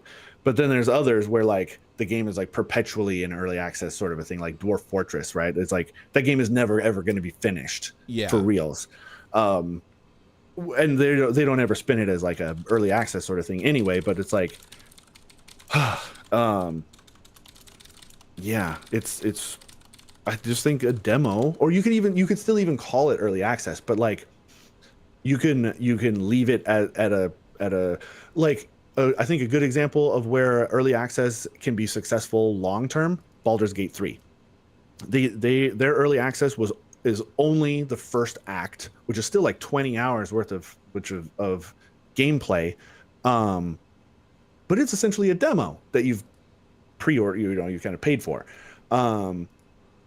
Every update, it's still only the first act. Every new class that they've put out, all the updates and stuff, you're not getting any extra content because they're saving the secret sauce for later, right? The whole story and stuff for later. And I think that's not a bad way of going about it. Because historically, the demos were supposed to be like to keep you interested and to gain hype for it as they're building and finishing and polishing the rest of the game, right? That and as a smoosh boosh, right? A smoosh boobs kind of thing, where like, hey, this is a little teaser taste. It's like a trailer for your game almost, which trailers have gotten out of hand too, where like it's not real. There hardly any games actually show like real in-engine gameplay, and when they do, it's like a half. It's like mostly pre-rendered, sort of. This isn't how it's going to look when you actually get it, sort of thing. Like, yeah, this trailer was recorded in-engine, but the game isn't ever going to look this good when you're actually playing it. That kind of thing. Yeah, I don't know, like. I'm trying to think of like why the hell they stopped doing it, because my mind's blown, because like until you called that out, I didn't even notice. So somehow they managed to completely get rid of something that I used to use all the time. Anytime a new demo came out, I installed it and I played it. And somehow I didn't even notice it. I'm trying to figure out like how I didn't notice that. One, I don't game as much as I used to, right? So I think that probably plays a big part into it. But still, it's like the fact that I didn't notice that may be the very reason why they're not doing it anymore, is just because with Steam and everybody having games in their face and internet making everything accessible to everybody, they don't really need that hype built. Like, they don't need the community building it. Like, you tell your friend, like, when I got Wolfenstein on shareware or whatever, I had to go show my buddy, like, you won't believe this, you know? And then he's like, oh, shit, now he knows about it. And it spreads word of mouth like that. But, like, with a game, you don't really need that anymore, because it's like it's going to show up in Steam. It's going to be in for sale. Everybody's going to review it to death on YouTube. So I feel like, do you think gameplay has replaced that? Like, instead of the demo, it's like people are watching videos on YouTube of people like playing through the beginning of the game, and that's kind of replacing what the demo was for. Yeah, I've done that on Twitch and stuff. Like, if if I'm thinking about buying a game, I'll watch somebody play it, you know, or that kind of, or like YouTube videos and things. That's exactly what I do too, and my son does it. My son does it too. When he wants a game, he goes, "Oh, problem, right?" Yeah. That just perpetuates the problem. Somebody had to buy this janky ass game. Like, all this stuff, like, recently that's come out with Redfall and well, I mean, they could Jedi return Survivor, it though, right? And this Gollum game and stuff. It's like, somebody had to drop $50-$60 for this game in order to show everybody else that it's shitty. And so, like, there's still the developer is in a sense getting is being rewarded for doing less than. Maybe that's why they're doing it. In part, I mean, look, early access and pre-orders are definitely have sort of ruined game development in a way, but also these big conglomerates and stuff who push too hard, too fast to meet a deadline and things like that. And the whole concept of infinite growth and like constant profit and games as a service almost, you know. I feel like that's the biggest thing, is that everybody is trying to tie their game, like, ever since I call it the GTA 5 effect, right? Because like when GTA 5 came out, and it was like everybody was doing the online, like they'd finish the campaign in a couple of days, and then it was like online play for like most of the existence of the game, and then everybody was modding, but then Rockstar was like, well, wait a second, if you want to play on our servers, you can't mod your game. You have to buy our shit, and you have to do our shit, and you have to live in our ecosystem. And by forcing people into that, the game has retained so much life over such a period of time, because they just do the minimal amount to add a little shit to it. And everybody just jumps all over it, because it's like everybody's competing with each other, right? It's like the ultimate pay-to-win game. I mean, come on. It's not even GTA anymore. Like, I stopped playing online because you get on there and like some snot-nosed little shit kid with like $1,000, you know, shark card comes flying around in a fucking like DeLorean with like heat-sinking rockets. And you're like, how the fuck do you do anything with that? Like, there's nothing I have without buying a shark card that is going to compete with that. Or I have to play 24 hours a day, 7 days a week to be able to get the shit, you know? Right. And so it either does one of two things, and this is the formula for pay to win games, right? You make the free players the cannon fodder for the ones that pay. Right. But then the free players have to play longer to be competitive. So then people get frustrated and they just spend the money because they don't have the time to be competitive against the free players that do have the time. And then the free players eventually get fed up, and then they start paying into the system because they're sick and tired of it after playing. And they your entire job is to keep the game perpetually unbalanced, so that you always feel like the free-to-play players have to transition to a pay player at some point if they want to stay relevant. And that's why, like, Raid Shadow Legends is like a fucking joke. And there's some people that swear they like playing it, and sure, everybody likes playing something, right? Like, even the shittiest game in the world has somebody likes it. But it's like Raid Shadow Legends, like, you play it for like 6 hours as a free game, and it's like, it's grinding, right? It's the same shit over and over and over and over again. It's basically like fucking Cookie Clicker, slightly more complicated. But you eventually get to a point where it's like, unless you spend money, you have to like put 4 hours into a quest that can't be completed. Like, there's no fucking way you can complete it within the time that's given. And then after you put all that effort into it, you realize that you're not going to make it. And then they're like, oh, we'll let you make it for 99 cents. And then you're like, I don't want to pay 99 cents. Oh, for one time only, 30 cents or whatever. And then you pay it. And then they got you. They know if they can get you down on a price, if they can keep lowering it until you'll buy in, now they've conditioned you to figure out what is your point where you will actually buy. And then they can work with that number moving forward to market to you in a way that'll sell to you. And that's why it markets different to everybody. And I hate how companies do this. Even NordVPN does this. It drives me fucking nuts. Like, NordVPN, You sign up for it, and I'm also an affiliate for NordVPN, but I can talk shit about them because I don't have a contract. I'm just an affiliate. Like, I like their service. Like, don't get me wrong, I like NordVPN. It is a very fast VPN. It is much, much faster than Cloudflare, but I do like Cloudflare's features more. For what I do locally, but you can't pick what location you want to be on Cloudflare. Like, it's always going to just pick whatever's closest to you. But NordVPN, if you cancel, like after like you buy a year or whatever and you cancel or a month, when you cancel, it'll say, "Oh, we're sorry to see you go, but if you stay, we'll let you we'll give you $10 off or whatever." And you're like, "Oh, no, I don't want to." You say no. But then after you say no, it comes back again and it's like, "We'll give you a whole year for like $4." Yeah. So it's like all the people that are loyal and just re-sign up are paying full price. The people that are trying to leave pay less. And then the people that just fuck all hate it still end up staying, but they pay like a quarter of what everybody else is. Or less, like a tenth. And it's like, and they offer that to everybody. So it's like what you should always do with because they're not the only ones doing this. I see tons of websites and especially pay to win games doing this, is say you want to leave. Even if you don't want to leave, just say you want to leave, because at any point you can just say, okay, you left, you can come back. You can reactivate your account and come back if you want to, but try to cancel, because when you cancel, some of these places will give you so many extra deals if you keep trying to cancel. Like Adobe does this too. Did I tell you Adobe owes me, as a matter of fact, I gotta go check because this is around the time that I had everybody hack me and I had to change all my credit card numbers. Adobe was supposed to refund me $350 because they agreed to refund me for a year, or for 6 months of service, because I was basically signed up for Creative Cloud, and then I go to cancel and I haven't used it. I haven't downloaded it. I haven't used it. I'm just paying for it, right? Because it was one of those things where I just didn't cancel it because I thought I'd be using it and I didn't. So I messaged them. I said, listen, I haven't even used your service. It's super fucking expensive. Like, could you guys at least like refund me half? This is ridiculous. And the reason I was asking them is because when I cancel the service, it pops up and says, hey, we're sorry to see you go. But if you stay, we'll give you like, it's half off for an entire year. Like, you just give you 50% off because I click cancel. It's like, are you sure you want to leave? Yes, I'm sure I want to leave. Or, are you really, really sure you want to leave? Yes. Why are you leaving? It's like a little button and stuff. And then it finally pops up at the very end and it's like, hey, for one time, if you decide to stay, we're basically going to make it like $20 a month for you for an entire year if you just decide to stay. So for all the loyal people that pay for it, that are paying $60 a month, they just re-up. They just automatically re-up because it's a part of their business. They're paying the $60 a month. And the people that are getting the discount are the people that want to leave, the people that don't want to use the product, the people that are like, this is too expensive. So I think it's kind of shitty business model. I get why they're doing it, but at the same time, I think it's a shitty business model, like not extend a discount to your existing customers that you're willing to extend to the person who's leaving your platform and basically saying your product's not worth it.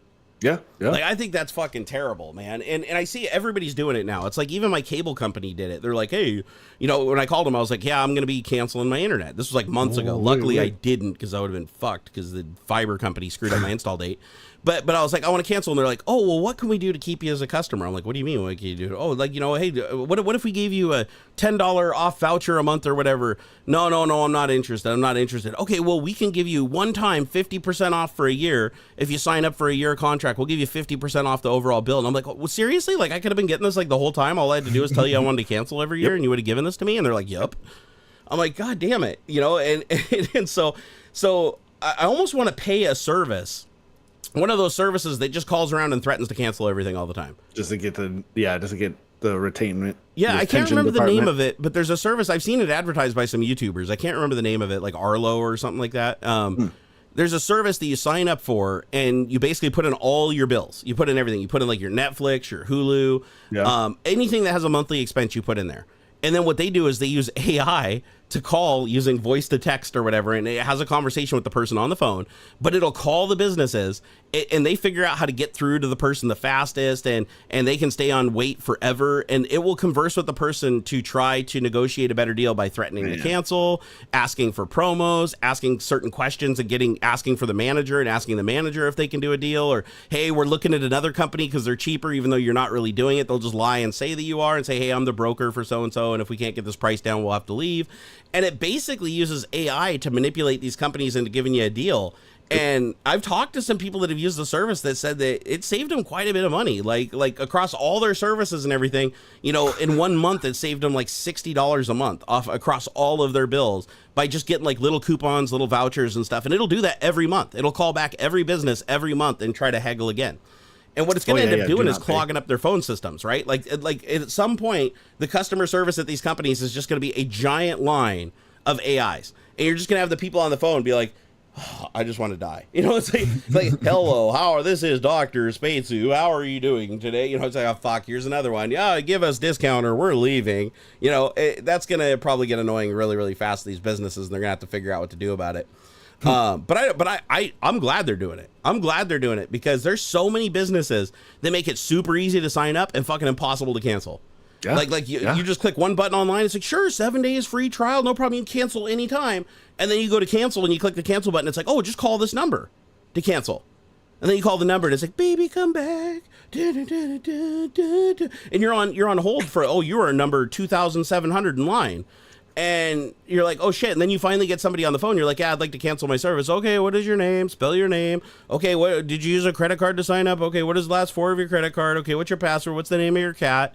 And you're like, fuck, all I did was click a button to ask for a 7-day free trial. And then you're like, yeah, I want to cancel. They're like, oh, well, if you don't cancel, we'll let you have another month for free. Like, just so you have to go through the whole process again, hoping that you won't. You'll just say, fuck it, and keep paying for it. They'll say, listen, that 7-day trial, gone. We're just going to let you have it for free for a whole month. You don't even have to pay anything if you just hang up right now. And they're doing that because they know you'll have to call back again in a month and you'll have to go through this whole process again, which might actually make you think, well, maybe it's not so bad just paying the $7 so I don't have to deal with this parasitic bullshit.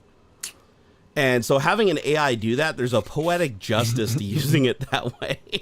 Yeah. There really is. But hey, we can segue into the topic I wanted to talk about today, because you guys, I know sometimes we don't get the topics, but I did have a slightly hyperbolic title there. AI destroys open source, but I actually do genuinely believe this is going to happen. Like, I believe it's already happening right before our eyes, and I've even done a little bit of research myself and tried it out, and it works pretty fucking good. And here's the overview of why I think it kills open source, because most open source code is under a GPL license. Not all of it. Some people just don't give a shit what you do with their code, right? They're like, I put up my code projects, you can do whatever you want with it, right? Yeah. So, but if it's under GPL, which is the most common license used, if you use that code in your project and you sell your project, or you don't even have to sell it, just sell, give it away, whatever you do.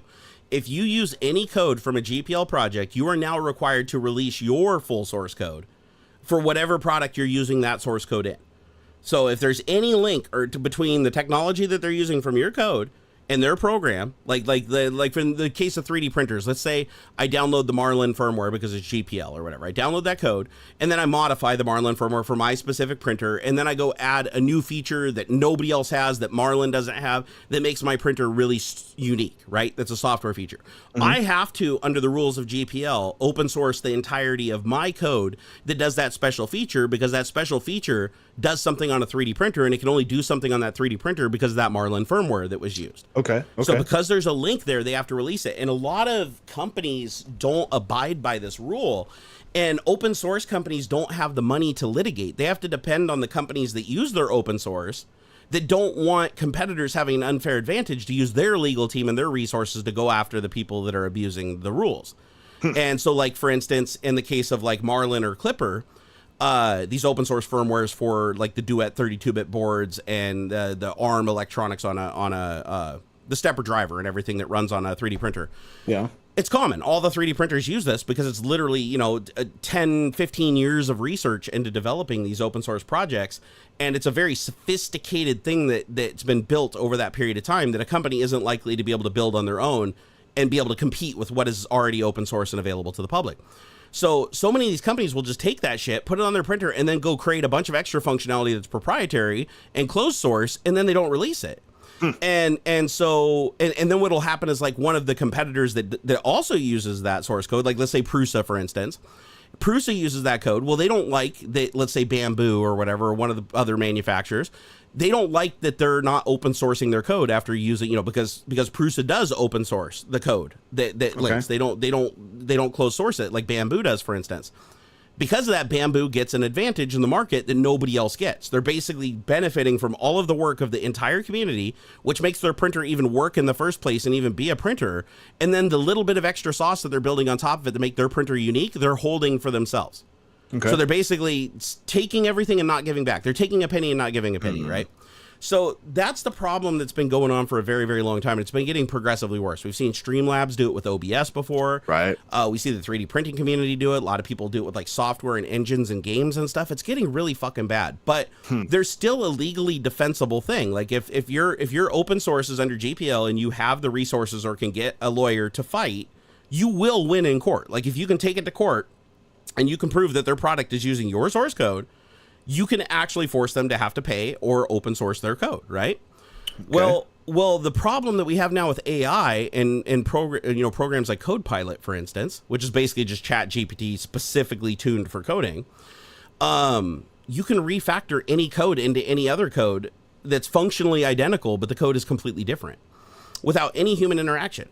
And so what used to have to happen is if let's say I wanted to steal the Marlin source code and I didn't want to have to release my own code.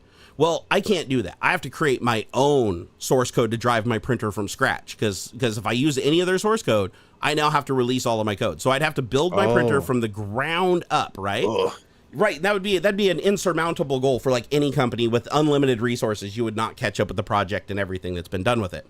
Yeah. But let's say that you didn't want to reveal your secrets, but you want to use everybody else's, right? You want to get an unfair advantage. Mm-hmm. Well, what they can do now is just take the entire project, code file by code file, because all a program is a series of files, of files containing code and resources.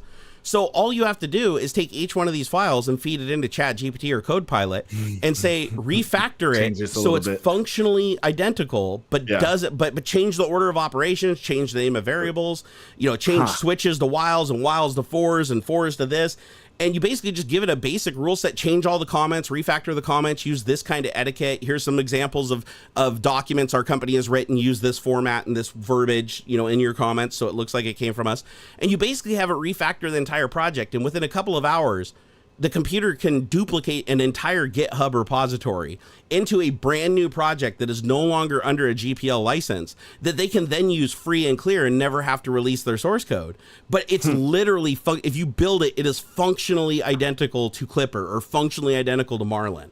So they didn't do it. You look at them, but you can't prove it in court because it is theoretically possible for somebody to reverse engineer something by looking and going, oh, it does this thing a certain way, or it looks like it's doing something. I'm going to write a piece of code that mimics that. It's not the exact code, but it mimics it, right? Well, with refactoring, you can do the same thing. You say, look at the code, exactly how it's doing, and just fudge it up and play with the order of operations and do things that won't functionally break it, but make it look like a completely different piece of code, and ultimately compile a different binary with a different checksum and a different size and different optimizations. And once you do that, then you're like, well, we didn't use Clipper, we didn't use Marlin, we used Salmon, we used Pike, he used these projects that weren't under a GPL license that like some guy created by himself in his mom's basement to rival 10,000 other people working around the clock 24/7 for 10 years. I mean, it's not believable, but in a court, you don't have to be plausible. You have to prove beyond a shadow of a doubt that the person stole that source code. But how do you prove that they stole the source code when you go through the entire sum of their code, like through discovery in a courtroom, and none of their code lines up? Not a single line matches in a diff. What do you do? So that's why I think open source is dead, is because now I understand, after thinking about this the other day, I was like, now I understand why Microsoft bought GitHub. I thought I understood why Microsoft bought GitHub before, but now it's clear after ChatGPT comes out and the relationship Microsoft has with OpenAI, the whole reason for buying GitHub wasn't to embrace open source. It was to take the world's largest repository of source code and feed it to an AI to train it for CodePilot. Because remember, Microsoft works on projects like 5 to 8 years in advance of you even hearing they exist, which means CodePilot was already in development. OpenAI was already GPT-1, GPT-2, all that shit was already happening behind the scenes. And the training has already been happening, 2021 and back to, forever, has already been training off of GitHub. And because Microsoft has unlimited access, they can also train it not just off GitHub, but also off of hidden projects. They can train it off of code that's checked in that's not available to the public. They have so much access that they can train this thing on every single conceivable thing that has been checked into that repository. And so every time you ask it a coding question, or you ask it to refactor something, or like, for instance, I could say, I want you to write me source code that is functionally identical to this source code, but don't use any GitHub project. You can't use any knowledge from any GitHub project that's under a GPL license. And it would be able to discern from studying GitHub that, oh, I could find different routes and different ways to achieve the same goal, but without using the actual code that's protected under the license. And because of this, it's like, I think every company is already starting to do this. And even Microsoft, this is what's scary. It's like, okay, so you guys know I worked at Microsoft for 15 years as a senior software developer, right? You know, every time I say that, people laugh because like most people know, some people don't. You know, fucking chugging that Kool-Aid, man. So at Microsoft, you know, every time I was working, I worked on code that didn't ship. I do have shipping code. SetRes.exe and Windows 2012 R2 or whatever is mine. That's my XE. I built that, so at least I have one piece of code shipping in a product that's around the world, right? But aside from SetRes.exe, all of my code is tools and automation that run internally to the company. Nice. So because of that, I have looser guidelines that I have to follow when I'm programming. But one of the guidelines I still have to follow is I am not allowed to steal source code from anywhere. I'm not allowed, as a developer at Microsoft, I'm allowed to look at MSDN. I'm allowed to look at code examples that are purely open source. I am not allowed to look at a single line of code that's under a GPL license. Because if Microsoft has any GPL code, even a single function from a GPL project ends up in there, and they can find out in the public, they look at it and they're like, wait a second, these assembly calls are exactly the same. Yeah, Microsoft can get hit with a lawsuit for stealing that open source, and then they'd have to either recall the product, which is really difficult to do with an operating system. Yeah. So there's this rule that you do not look at any code that's under a GPL or any restrictive license that requires Microsoft to capitulate in any way. So, but you can look at other stuff, right? If it's somebody in a forum that's just giving you a solution or cut and pasting a piece of code or whatever, you can look at it, but you just have to be careful, right? Now you've got OpenAI. And now you got CodePilot. So now you can just cut and paste shit right out of a GPL project. You can go right to a GPL project, grab an entire class, all the functions, all the algorithms, all the mathematics, all the meat and potatoes of what makes that thing chooch. And you basically just drag it over into your Windows project as a module in Windows. And you basically say, hey, would you guys mind refactoring this and making it look like all the other code in Windows? Right. And make it look nothing like that? And could you go ahead and take out all the comments and rename the functions and create nested functions? And by the time it's done, it looks like somebody just looked at the open source project and then just wrote their own version of it from scratch. Right. But they didn't in reality. And the end result, even the refactoring of it, is a bunch of other GPL projects that train this thing, because it's not just training on open source, it's training on GPL projects, which means all of the training that teaches ChatGPT how to program, just like all the artwork that comes out of DALL-E or comes out of Midjourney, all of that shit is an amalgamation. It's a plagiarism of all of the other data it trained on being mixed and matched together. And so even though it gives you an answer with a block of code that is unique and doesn't match any other code, that code only exists in that format because of it training off of a GPL code. So it's like, but how do you figure that out? Because now you run into the problem with like quantum computers solve if we had them. And it's like, how do you reverse engineer a hash? Like it's easy to, it's hard to figure out the factors of what are the prime factors of a hash or whatever, you know, it'd take a computer 8 billion years, a binary computer, to figure it out. Yeah. So like RSA hashes are really, really strong. But for a quantum computer with 1 million qubits, it can figure it out in a couple of hours, right? Because it can test so many multitudes of things at the same time. Or actually, it's not really testing everything at the same time. It's just probabilities across the board. And whatever's highest probability is your best chance to actually solve the hash, to basically defeat the hash and reverse engineer it into something that creates it. So that's what makes hashes strong. It's really difficult to look at a hash and figure out what sequence of words and letters create that exact hash. It's nearly impossible for a binary computer to do. But for a quantum computer, it's completely possible. And somebody already wrote a piece of code that can run in a couple hours or a couple days. And if it had 1 million qubits, it would, and it would solve the problem. So that's why everybody's freaking out about quantum computers. But now you have the same problem here, where it's like, and maybe quantum computers can solve this too. Like if you ask ChatGPT, write me a piece of code, or take this piece of code I'm giving you and refactor it into a completely new piece of code. There is no way for anybody to say, feed that code back into ChatGPT and say, what code trained you to write this code based on the question that was given to you? Because then you run into the same hashing problem. There's no reverse course, right? It's like everything is a forward motion there. It's like there's no easy reverse mathematics to go back and say, oh, this question asked with this code would then reverse engineer back into this block that was fed to it to actually get this result. You can't do it. GPTs don't work that way. So it's like, how the fuck do you solve this? Because if you go into court and you're like, I know they stole Marlin, And there was a way for you to just say, take Marlin, figure out what prompt they used, like look through the database, figure out which prompt they used, and run that against the code. And then if you get a binary out of it that's the exact same as what they created, then you know they stole your shit. But there's no way to do that. Like there is no way to do that. And Microsoft owns the tech that would even make that possible if there was even a quantum computer program that could do something like that, which there should be. I mean, that's up the alley of what a quantum computer would do, is trying out all the different, weighing all the options, right, to figure out which one's most probable. And it would be able to, in a matter of hours, probably look at all the training data and everything. Say, based on all the patterns, the most probable thing that this code came from is Marlin, the Marlin project in GitHub. Okay, sure. It'd be able to do something like that. But we don't have that today. We don't have that, and we won't have that capability for a good long time. So in the meantime, anything that you create that is just converted. And again, it's the same thing as the high school projects. Like, you've heard about the like high school professors and college professors and shit are getting pissed off. I mean, fucking ChatGPT can pass the bar exam with like a 98%. Yeah, right. Like, that's fucking crazy. ChatGPT 4 can pass the bar exam with 98%. It's crazy. A bunch of those like high level tests and stuff. Which, I mean, of course, it makes sense that it could. Yep, SATs, everything. Perfect recall of any information that you could possibly need to pass those tests. So exactly. Duh. Exactly. So it's like, now we live in this world where it's like, not only are you plagiarizing something, you can't prove that they plagiarized anything. Because even the high school teachers are like, the only reason I suspect they plagiarized it is because I'm comparing it to their previous work.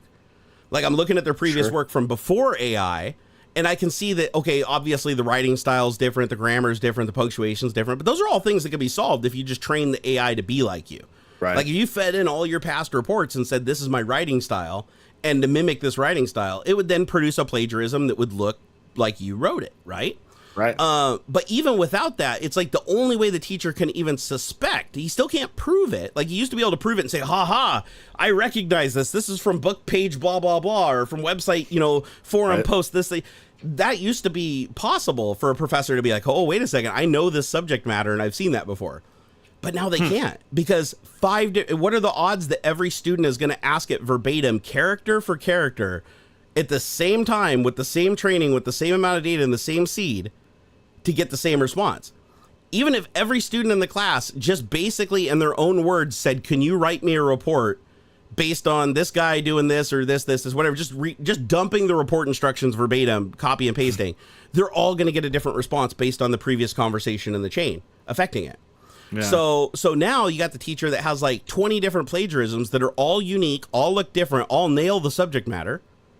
And you can't prove that they plagiarized it, other than that they're dumber than what they just produced. Like, that it's not possible for them to produce that, but you can't prove it. And so people are just, they're coasting through school. Same thing with calculators. Do you remember back in the day when you weren't allowed to use calculators for math tests? Yeah. Now kids can use calculators. I'm sure there's still somewhere you're not supposed to or not allowed to, but that's so dumb. Like in my son's curriculum, he's always allowed to use a calculator. Like, good. he has to demonstrate how to do the math, but he can use the calculator to do the steps in the formulas. You still need to understand, like, it's not just going to give you the answer. You still need to punch in like the right formula and put the right numbers in the right places and stuff. I never understood why it was ever an issue to use a calculator. It was dumb. It shouldn't have been, because here's the thing. A calculator does something that takes up a lot of space in our brains to do. Yeah. It's just like navigating. Remembering routes and remembering every street and everything, like for a taxi driver, is a really hard thing to do. Like, if you've ever seen, like in London, I guess it's the hardest to be a taxi driver in London is one of the hardest things you can do in the world, because you have to prove, to pass your test, to get your license to drive, those old school cabs that they have over there. You have to prove that you know every single street in the entire city and the best route to get to like all the tourist destinations and everything. You have to know it by memory. You can't use a GPS. You can't use your phone. Yeah. It has to be from memory. And so now we got GPSs. Yeah. So the GPS can get us there, but not only can it get there, it can route us around traffic in real time. It can figure out if there's an accident and work us around it. It can figure out ETAs and adjust ETAs and be like, hey, passenger, it's going to take this long because of traffic. Like, do you want to do this or not? There's so many things GPS can do that a human brain is not going to be able to do because of the lack of information that they have available to them at any given time. And so now we lean on GPS, right? GPS is a standardized feature, and there's nothing wrong with it. It's like, yeah, sure, you get in a plane, you might not be able to dead wreck in your way to an airport or whatever in your airplane, but it's like you don't have to because you have dual redundant fucking GPS, and you've got like a beacon, and you got a thing that's like tracing radar that'll autopilot your airplane into the airport. So it's like you don't need to waste all the time learning effectively a dead skill. It's kind of like learning to shift a car. Yeah, I love driving a manual, but driving a manual is a lot harder for a kid to learn when they're first learning to drive, and it distracts them more than just putting them in an automatic or an electric car, which is push and go, and they can pay more attention. You know, it's not as safe to drive a manual. As a matter of fact, insurance is more on a manual than an automatic when you get your first car, because they know that kids that are shifting and doing the clutch and stuff, they're focused on that, getting that right, and that's taking some focus off of the road. Yeah, that's true. So I mean, yeah. So when I look at things that way, I'm just like, when I look at it that way, it's like, okay, if we've created a way to do something that's faster than a human could ever do it, it's easy, cheap, and affordable and accessible to the masses, that should no longer be a requirement for you have to learn that, because it's a very common technology in society, and it's very well understood by the masses, right? It's out there, it's published. So like, I don't have to know all the mathematics in a calculator. What I need to focus on is the formulas to feed into the calculator to get the result I want. But let the calculator do like the easy shit, the addition, the subtraction, the multiplication. Let it do that stuff, right? You don't need to do that in your head anymore. We all carry around a very competent computer with us everywhere we go. And so, you know, and AI is going to change that, because AI now, just like the calculator, it's like AI is instantaneous access to information. Now, it's not guaranteed to be correct. I mean, an AI can hallucinate and lie to you and make shit up. However, if you know how to use the AI properly and you tune the AI properly, you can mitigate a lot of that. Right. Like, for instance, if you don't want AI to lie to you or to hallucinate, you literally just tell it not to hallucinate. You say, listen, if you are not 100% sure or near 100% sure from all of your training that this is the right answer, I just want you to straight up tell me you don't know. Yeah. And it'll do it. And then you're like, okay, well, what is pi to the 10 trillionth place or whatever? It's like, well, shit, I never learned that looking at data online. I don't know. So, but if you don't tell it that, then it's going to try to figure it out based on the patterns it's seen. It'll get it right. It'll still get it right in that case, because it's just basic mathematics and they fix those problems. But still, it's like you don't need to know it to that precision, right? You don't need to know pi to the trillionth place.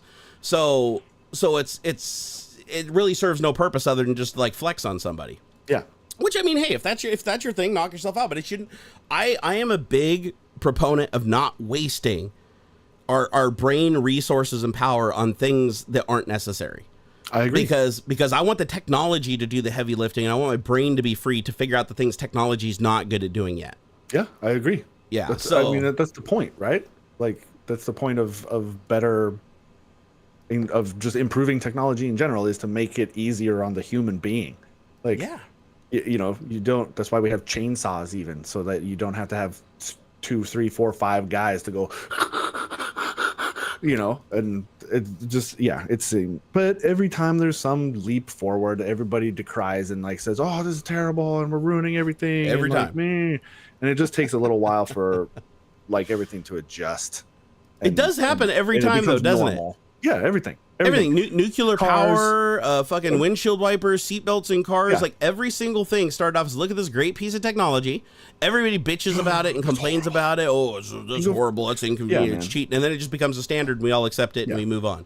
You can go, I mean, there's like editorial or like opinion pieces on like paper, people decrying like paper and how like students these days will never know how to like clean a slate properly and blah, blah, blah. It's like, you know, everything, it's always bad and evil and weird and scary to the previous people who didn't grow up using it and things like that. And it's, I don't know.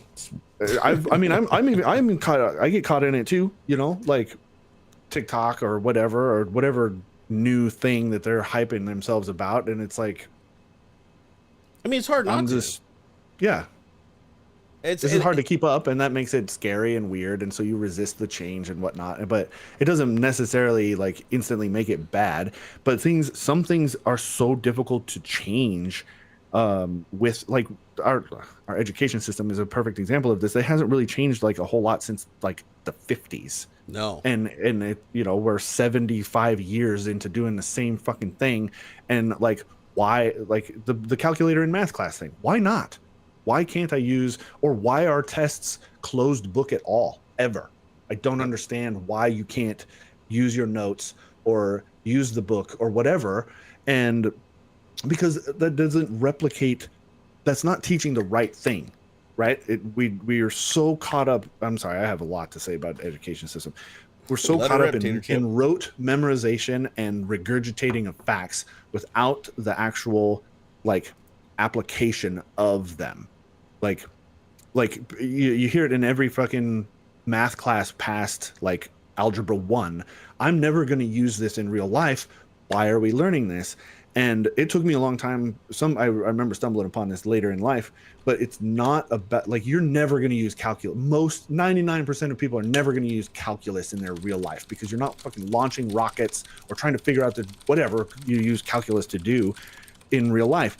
That's not the point. The point is to teach you how to like think logically and to apply like what you've learned in the past to new problems. It's to teach you how to solve problems, not that you're actually going to need these formulas and stuff every single day in real life. Like it's to teach you how, and I feel like part of that is that it isn't taught appropriately, right? That angle isn't being pushed originally. It doesn't. And the fact that so much pressure and effort is put on passing tests. It's not a competency. It's not a look at competency anymore. It's just about being able to regurgitate the right answer. Like I appreciate when I hear from my teenager that like she's like in all these AP classes and stuff, and they're really fucking hard. But like you'll get at least partial credit on a test for the attempt, right? Like the right answer is only 1 point. Like each question will be like 3 or 5 points or something, and most of the points are for the attempt, like the showing of your work. Even if you did it wrong, even if you used the wrong formula or whatever, like you're still going to get some points for like showing your thought process. And that to me is better, like because that is what is more applicable in real life, is the figuring it out. But the reason that's not a part of a curriculum, though, is because the teacher would have to like give each student more individual time to like verify, instead of just checking the box, is the question right or wrong? They'd have to look at their thought process individually and be like, okay, knowing you and like how your brain works and how you've learned everything, this is like a good attempt. Even though the answer's wrong, like you did follow like a good process. Like there's good parts of it that you should be rewarded for. Yeah. And they don't do that. It's like pass or fail. You were on the right track, but you like right here's where you kind of went off the rails and applied the wrong. Like a great example is I used to suck at writing cursive. Well, I still do. I don't handwrite it. My handwriting is like not even legible. I might as well be a doctor now. But when I was in school, at a certain grade, you were required to learn cursive. Yeah, I learned cursive, but I couldn't legibly write in it very well. Right. Like everything I did in cursive, I couldn't even fucking read it when I was done. And so I started making the conscious decision that I wanted to type my reports. I had a typewriter at home. I'm going to start typing my reports.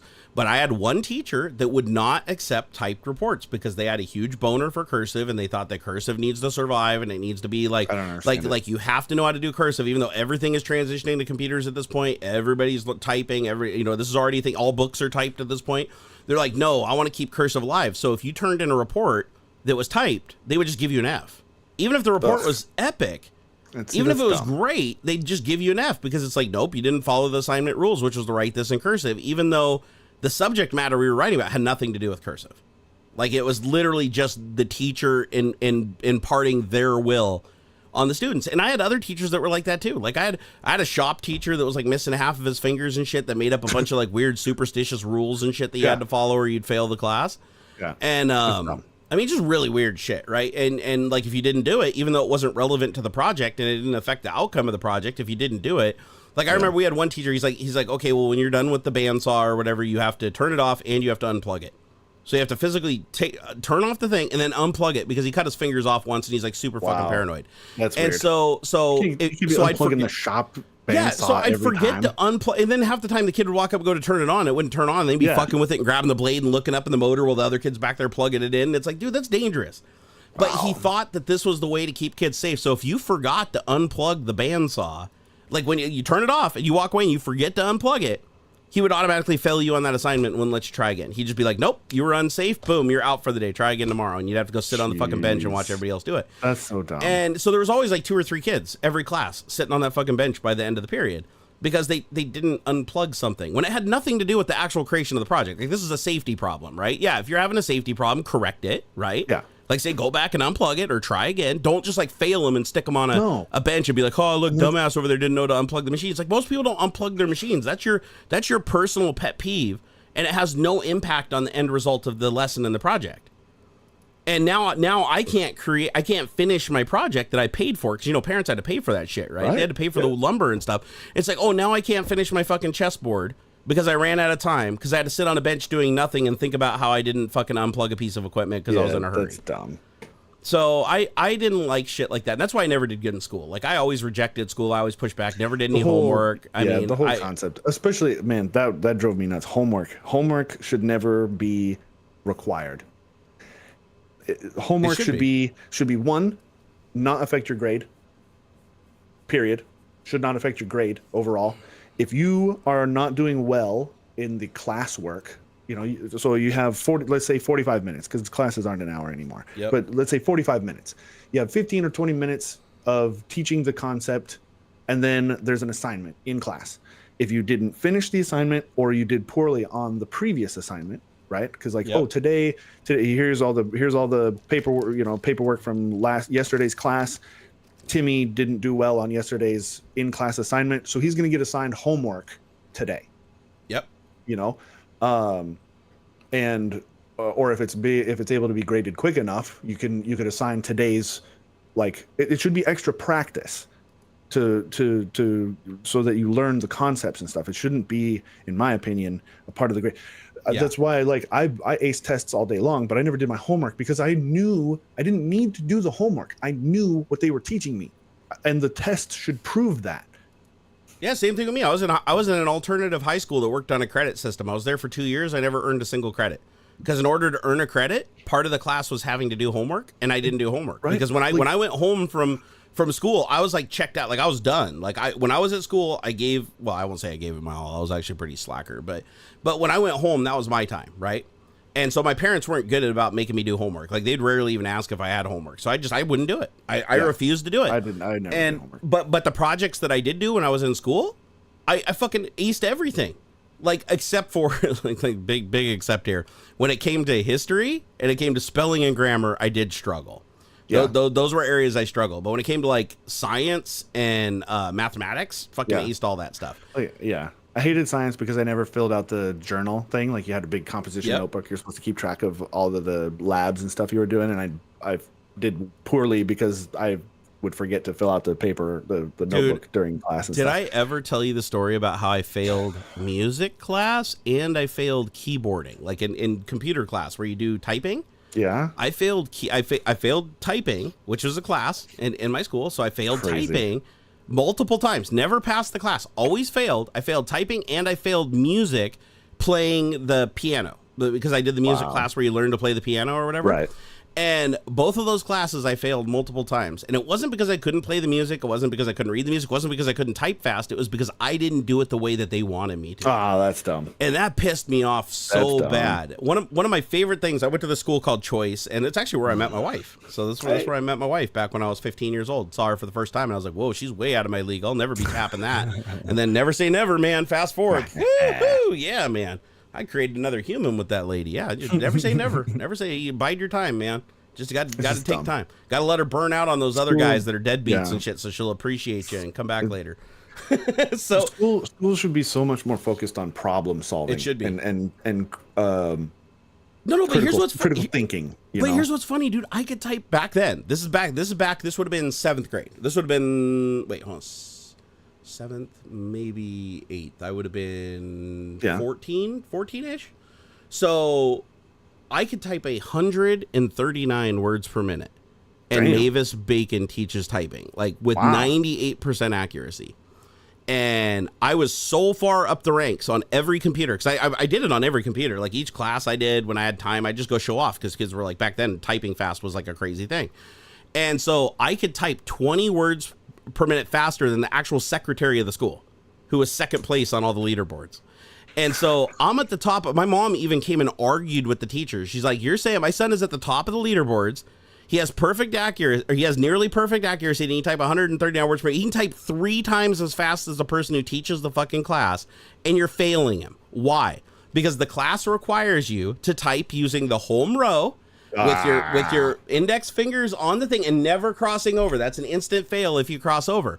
And I happen to have a really dominant left hand, so I'd cover about 75% of the keyboard with this hand, and I would only use 2 fingers on this hand and occasionally a thumb. I never use these 2 fingers. Now, because I use a split keyboard, I've adapted over the years to now using my hands more equally, which I mean is good. But when I was young, I could just, So I could type super fucking fast doing this. Just didn't matter. Cross over. I could have my hands like this. 2 or 3 fingers, because it's like the evolution of the pec, right? Yeah, I could literally move my finger faster. Like I could move my finger faster and push with a dominant finger than I could with a weak finger being right over the key. Yeah, and so I failed that class. Oh, and I never passed it. And the whole time my parents couldn't convince whatever. It was a failure that another credit I didn't get. And then I'd have to go home, and my homework would be to do the typing test at home. They'd give you the software on a floppy disk. You go home and do it if you had a computer. And I'd go home and I'd do it, and I'd bring it in, and they're like, "Oh, well, you got to show us now. Like, repeat what you did at home. We don't believe it, And then you show, oh, you crossed over your hands, so you must have did it at home too. You fail." And it'd be like, fuck. And then I do the music class, and ironically, it's the same motherfucker teaching both classes. So I should have expected this. So they put me in front of this thing called the Magic Keyboard. It's basically, think of like a MIDI keyboard that has a Macintosh with a program running on it, and it basically like lights up the key when you're supposed to push it or whatever. Yeah, it's like. It's to teach you like, notes and reading music and stuff. There's games that you play and stuff. Well, I went through the entire course. And when the course was over, I could play every single song, including the advanced songs that were in the set, like, a lot of Beethoven's work, right? Okay. And I could jam this shit. Like, I'd get 100% every single time I played with the timing and everything. But the problem was, when I played, I'd do it with flat hands like this, and I wouldn't arch my hands like this. Yeah. So when I did a chord, I'd be like up and over just because that was what was comfortable for me. And they're like, nope, get your hands up. But when I put my hands up, I couldn't do it. That wasn't the comfortable position for me. Yeah. And nobody in real life who plays a piano is going to give a shit. Yeah, you know what's funny? We asked them, like, why do you have to do it that way? Because that is the proper way to play the piano. It's like, no, that's not an excuse. I even told her, I said, show me one thing that you can do with your posture that I can't do with mine. Like one thing. I can reach a chord further than you. You got tiny hands. I got huge hands. I can reach a chord like with my hand all jacked up. Right. And it didn't matter because she was like super fucking stickler about you have to do it the very specific way, and it drove me nuts. It doesn't matter how you hit the 3 keys; they're all going to sound. The guy who hits them with these 3 fingers or these 3 fingers or whatever is all going to sound the same. Yeah, Miss Miller, if you're out there and watching this right now, just remember I worked at Microsoft for 15 years as a senior software developer, and you're still failing students for typing incorrectly. It's super weird. It's super weird. Actually, I don't want to throw shade. She's probably dead now. She was like 60 years old back then. So unless she lived to be like 100, she's probably long gone. But yeah, no, I didn't like that. And so I was never good in public school. But the funny thing is, first time I went and took the GED, I didn't even study for it. I didn't study at all. I literally was just like, you know what? This can't be that hard. And I'll be honest, I didn't pass very well. I think I got like an 83, which is like barely fucking passing.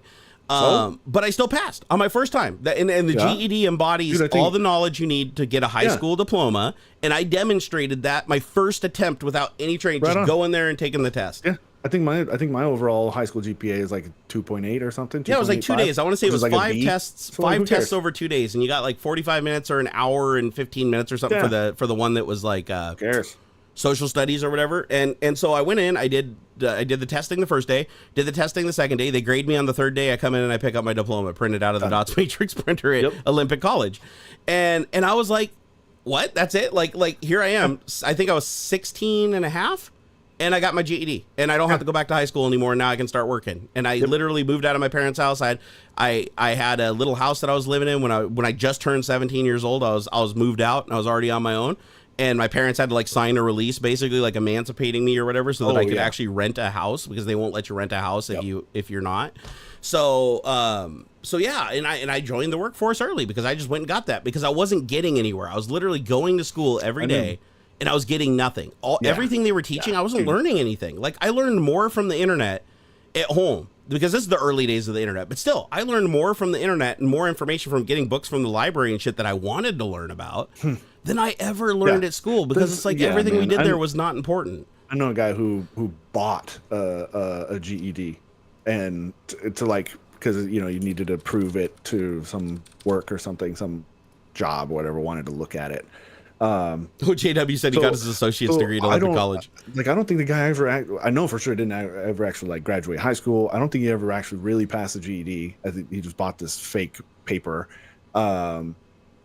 It doesn't matter. Nobody ever calls the college. You figure that shit out. Like, as long as you're, that's why it's like such a bother. Like, they put so much effort and importance on some of this stuff, and so much of it never actually applies. And it's not just Ask me how many times, because I was a hiring manager at Microsoft. Ask me how many times I called the college and verified that they had the degree they put on their resume. 0 times. Never. Like, once. That's why it's like not even important to put your GPA. No, it's like MIT, Harvard, 4.0. I didn't care. I was like, interview. If you do good, I'll hire you. If you don't, I won't. It's that simple. Look, that's how, like, I've gotten every job I've ever interviewed for. I've never, if I can get down in front and talk to somebody, I have gotten the job. And you know what's funny? So have I. Yeah, right. Because it's more about being able to figure shit out. Like, because it doesn't, whatever you learn in school is not how it actually works in whether, I mean, I think the only thing that would actually directly apply one-to-one are like vocational schools, right? Where you're learning plumbing or electric work or whatever, where what you're taught actually applies directly to what you're going to be doing for work. But like something like, say, software development, I never got a job doing software development, but seeing enough of what happens behind the scenes in software development, that's not how things are done in school, right? In a real world environment, you're never starting a program from scratch, right? So all that stuff that they taught you about how to keep things organized and blah, blah, blah, that shit ain't gonna work. It doesn't apply, because you're gonna be picking up somebody's 20-year-old code that didn't follow those rules, and you're gonna have to just figure that shit out. That kind of stuff. Or it's just, man, when I became a software developer at Microsoft, I didn't have a single course. I didn't have a single certification. I didn't have a diploma in software engineering, nothing, not a single piece or not a single accolade on paper that said that I could program computers. Yeah, Travis Cook's got a good one too. Watched me do it, and they were like, you can program computers? And I'm like, fucking A. And they're like, can you do this? And I'm like, yeah, bear shit in the woods. And then boom. That's all that was required. They're not like the teacher back at school that's like, wait a second, man, your function name isn't camel cased. We're not going to hire you. Nobody cares. Like, nobody cares. They don't. Now, don't get me wrong. Code reviews are a very real thing, but you learn as you go, right? Any place you get hired at is going to have different standards and different ways of doing things. So you don't want to know a certain way anyways.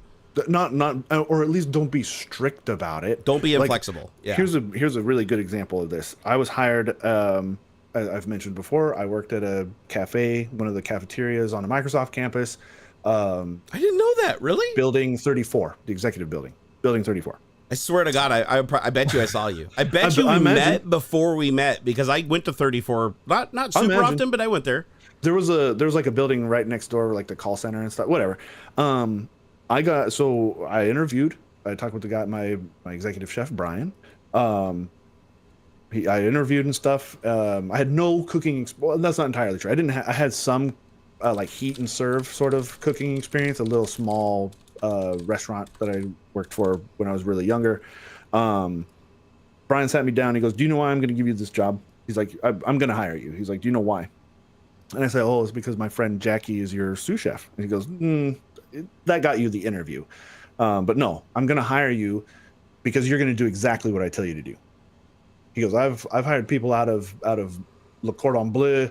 I've hired people from Rhett and Tech, out of their culinary program. That's where my friend Jackie had come out of. But all these kids, they come out of these culinary schools, and they think they know everything about how everything works, and that's not the case, right? Like, you are going to do what I tell you to do, and that's going to get me the results that I want. And you almost don't want to be people. Like in programming, you don't want people so traditionally trained that they're inflexible. Like if they're inflexible, you'll never get them. Like that's what he was saying. Is like I get these kids coming out of a culinary school that have been taught a certain way, and like that doesn't work in a real life like line cook or whatever it is, whatever we're doing. And I'm like, he's like, you are my ball of clay, and I'm going to shape you into the person that I need to fill this position. You know how many people I didn't hire that had resumes that were just fucking crazy? Yeah. Like I didn't hire a guy who came in. It was like a 56 or 57-year-old guy who literally designed a missile guidance system for Raytheon. Like literally came in and explained on the whiteboard, because I always let them introduce themselves. What did you do? Like, what are you looking to do here? Like, why do you want this job? Before we go into the interview, and he's like, oh yeah, I just designed like the fucking flight guidance system for like a guided missile for Raytheon in the 70s. Yeah. And I'm like, but that was in the 70s. I was like, well, what language did you program? Oh, mostly low-level C and assembly or whatever. And I was like, well, you realize, this job, we're going to be using we're going to be using a lot of like libraries and a lot of higher order stuff. And he's like, well, I guess I could figure that out and learn it. So I sit him down, I put him through the questions, and he could not for the life of him figure it out, even because I always tell him, you have access to the internet. If you don't know something, that's fine. I want to see how well you can find shit on the internet to figure it out. And he couldn't do it. The dude was like so fucking in his head trying to solve the problem with his like super low level assembly for like an entire hour and trying to solve it. He never even thought to like go use the olive branch I gave him, the resources. Man, and again, that comes back around. I felt bad too, because I thought that guy was like going to be a shoe. The critical thinking part, right? Yeah. It is impossible to know every answer.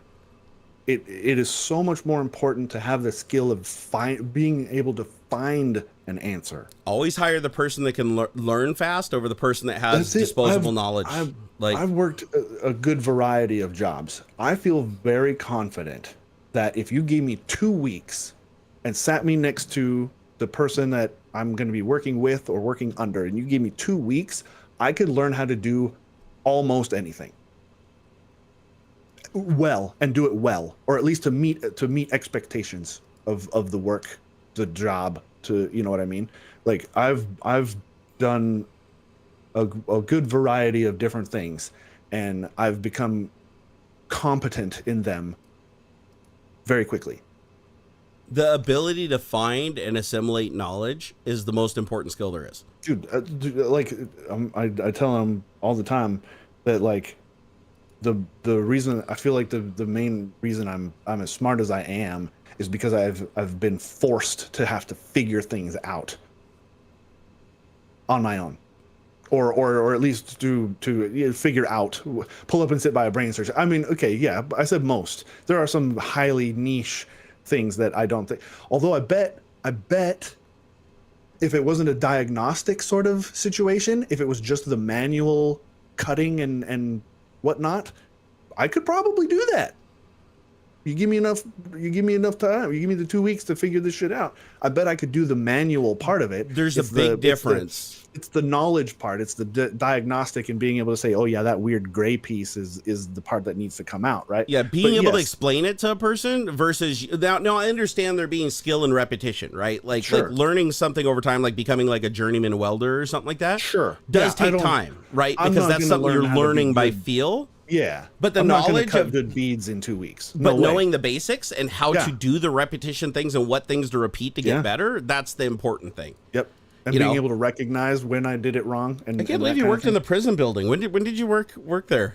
The prison building? 34. We called that. I looked it up on the Microsoft map. We used to call it the prison building because it had bars on the windows. And it looked like it had bars on the windows. Jeez, when did I work for them? Because it's right across the street from the conference center, dude. I went there all the time and ate lunch. So I bet you I've seen you. And we just didn't, crowd of people didn't notice. I'd have to go dig back through, I don't fucking know, my credit report or something to figure out when I worked for, because I was contractor, so Orange Badge, for Urest Services, which was the catering company for they the entire campus. Of the cafes. Yep. Yeah, there was the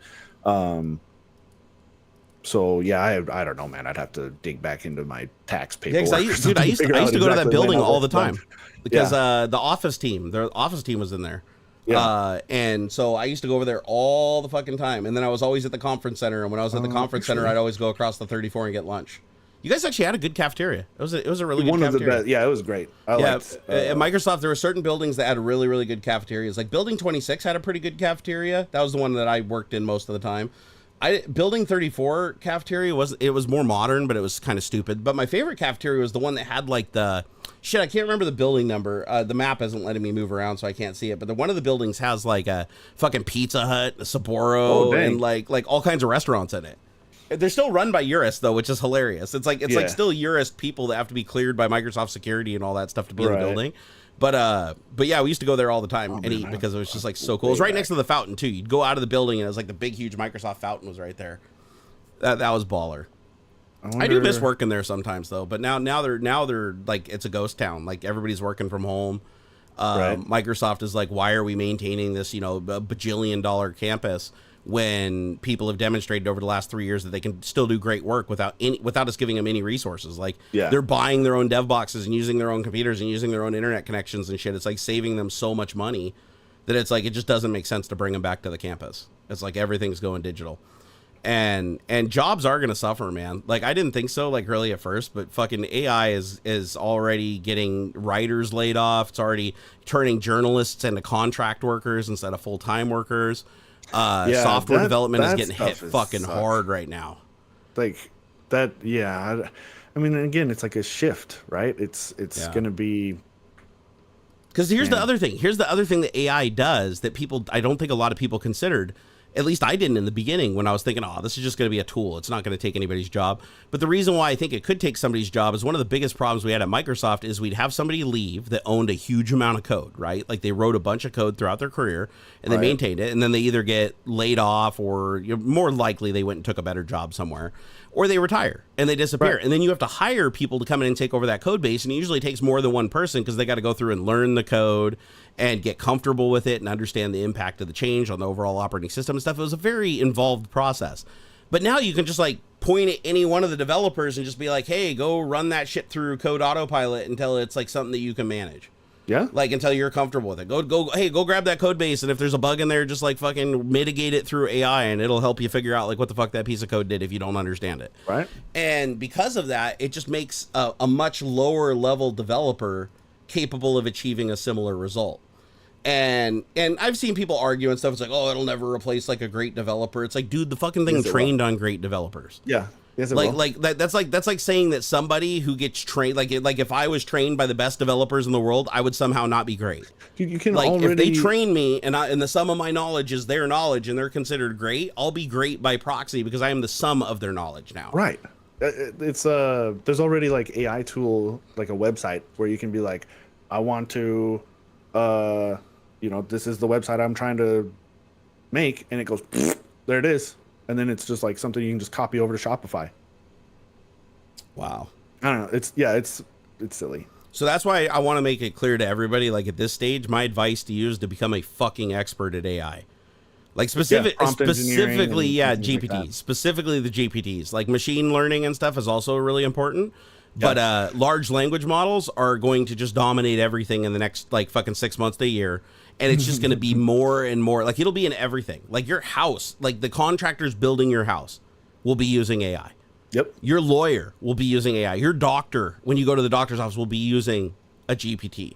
They're going to be fucking everywhere. They're going to be insidious. Like search engines, you know how search engines are to us? This is going to be 10 times anything a search engine was. Yeah. I don't know, man. I don't know. It's weird. Things are going to change quite a lot.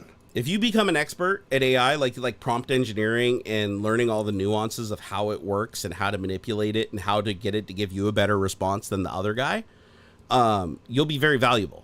Because in the future, they're going to be firing the guy who's the expert that's inflexible, who's like, oh, I know how to do this one thing really good, but like now I got to go learn this whole new technology that's going to take time.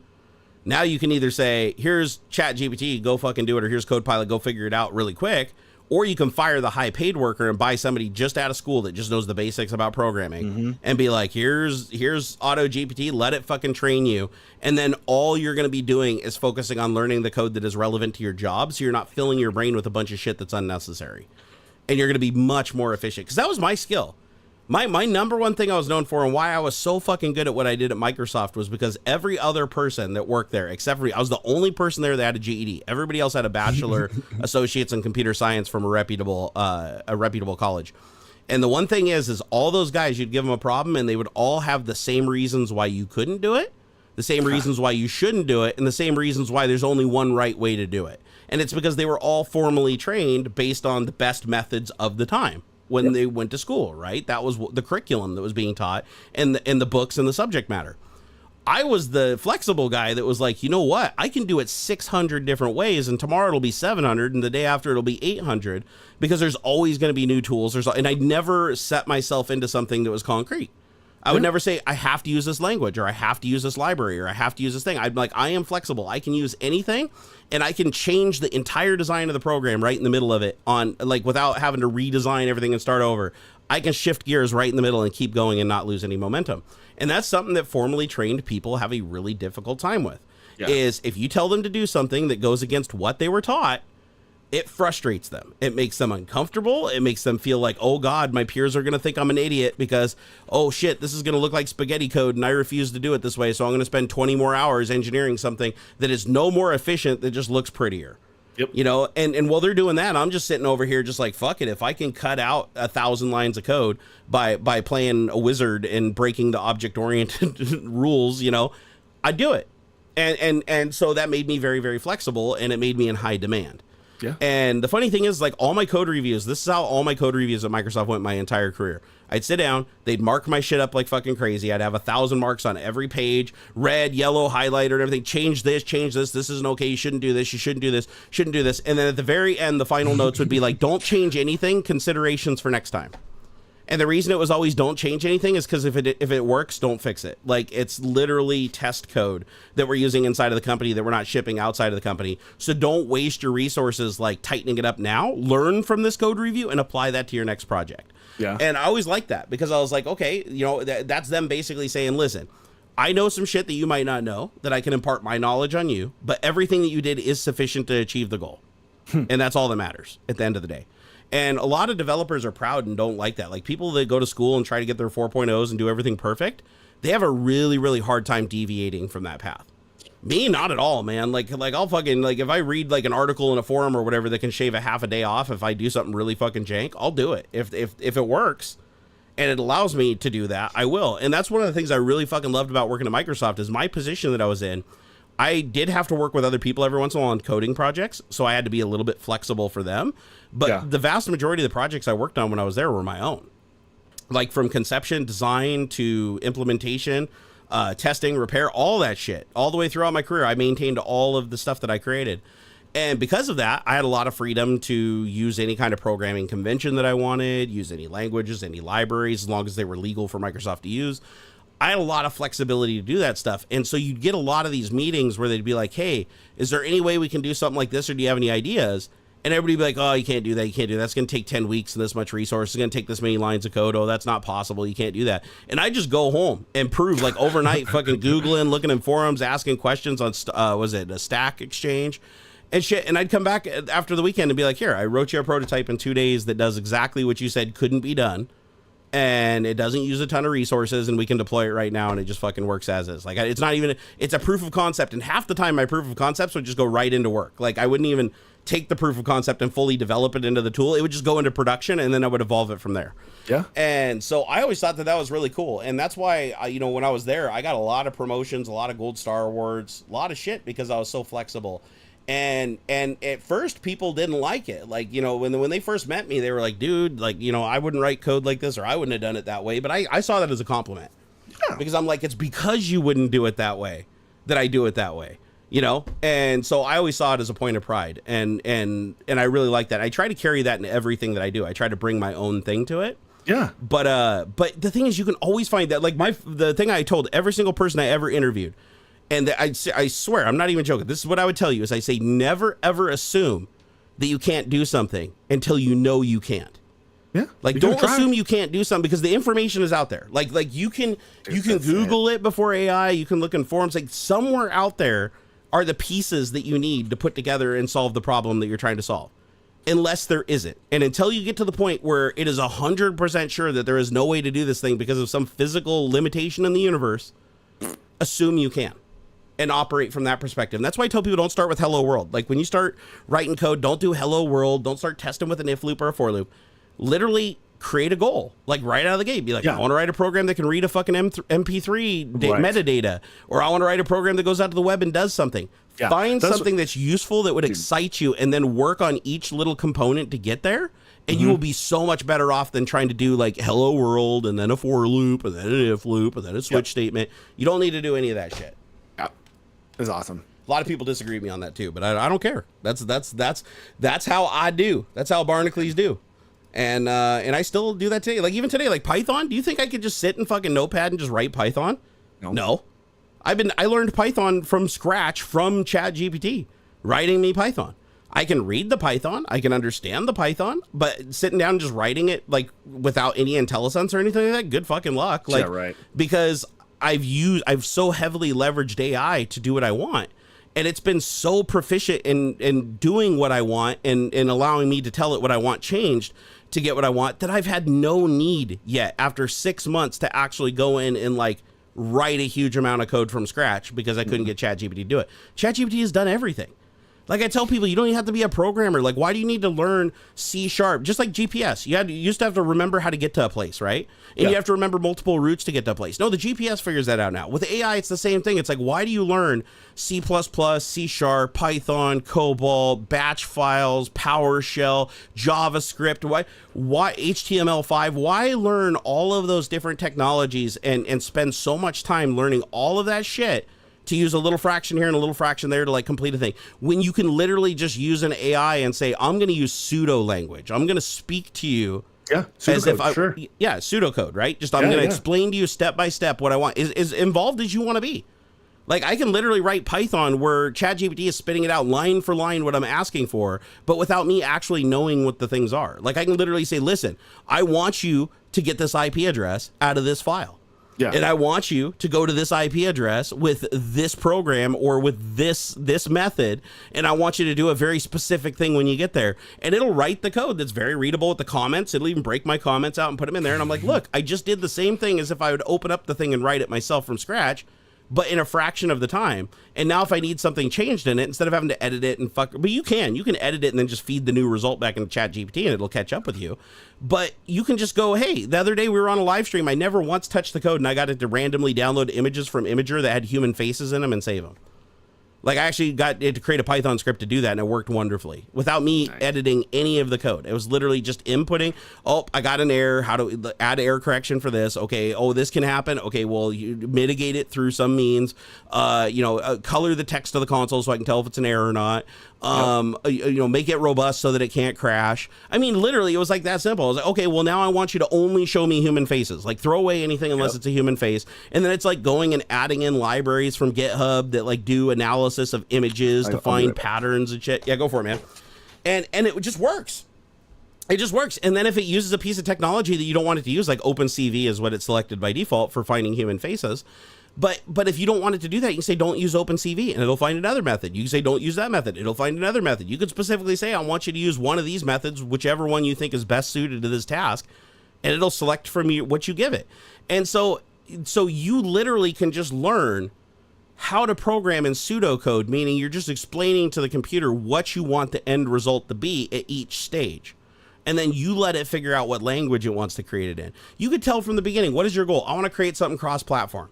I want it to run on Xbox, Windows, a Samsung TV, blah, blah, blah. If you tell it that in the beginning, it's going to select a language, a framework, and a set of libraries that are compatible across everything without picking something that would tie it to one operating system or another. And then once it does that, then you can say, okay, well, now I want you to be able to go out and download an image from Imager and find a human face or whatever you want to do. That's what we're doing to this. And now instead of it picking a technology that only works with a library under Windows or technology that requires a service under Linux or whatever, it's only going to pick technologies that stand alone that are compatible across all of them. However, if you are just programming for Windows and you don't give a shit about that other stuff and you'd like your code to be a little bit more efficient, using something that's a little bit closer to the operating system that you're using, which usually does lend more efficiency in the end, you say, okay, well, I'm just writing this for Windows. And then it'll completely change which language it uses, what libraries use, but functionally it'll still be exactly the same. And people are like, oh, but then like, what if you got to edit it? What if you need to add features to it? What if? It's just like an editor. Treat ChatGPT just like you would an editor. That's what CodePilot does. Like literally go into ChatGPT and just paste the entire fucking 900 million lines of code in there and say, listen, I would like to add a feature to this code that does this, this, and this. And it'll go and create a function. And you can either cut and paste the function into the file yourself, or you can have it print out the entire output again, copy and paste it into the file and overwrite the whole thing. And now it's got the new functionality. You can even just change shit. You can just say, hey, I don't want that text to be red. I want it to be green. And it'll rewrite the entire fucking thing. Or just say, I just show me the line that needs to be changed. And I'll just go copy that one line. Tell me what line number I need to change. And I'll copy that over there and paste it in there. And then you don't have to wait so long for it to respond. But you just got to learn how to use the AI. The more comfortable you are with communicating with the AI, the more likely it's going to do exactly what you want it to do, and the less likely you are to have to learn how to use, a technology outside of that box. Now, here's the thing. People have told me this. They're like, oh, but it's only trained up. Now, keep in mind, this is if you're not using the plugins. If you're using the plugins, this is a moot point.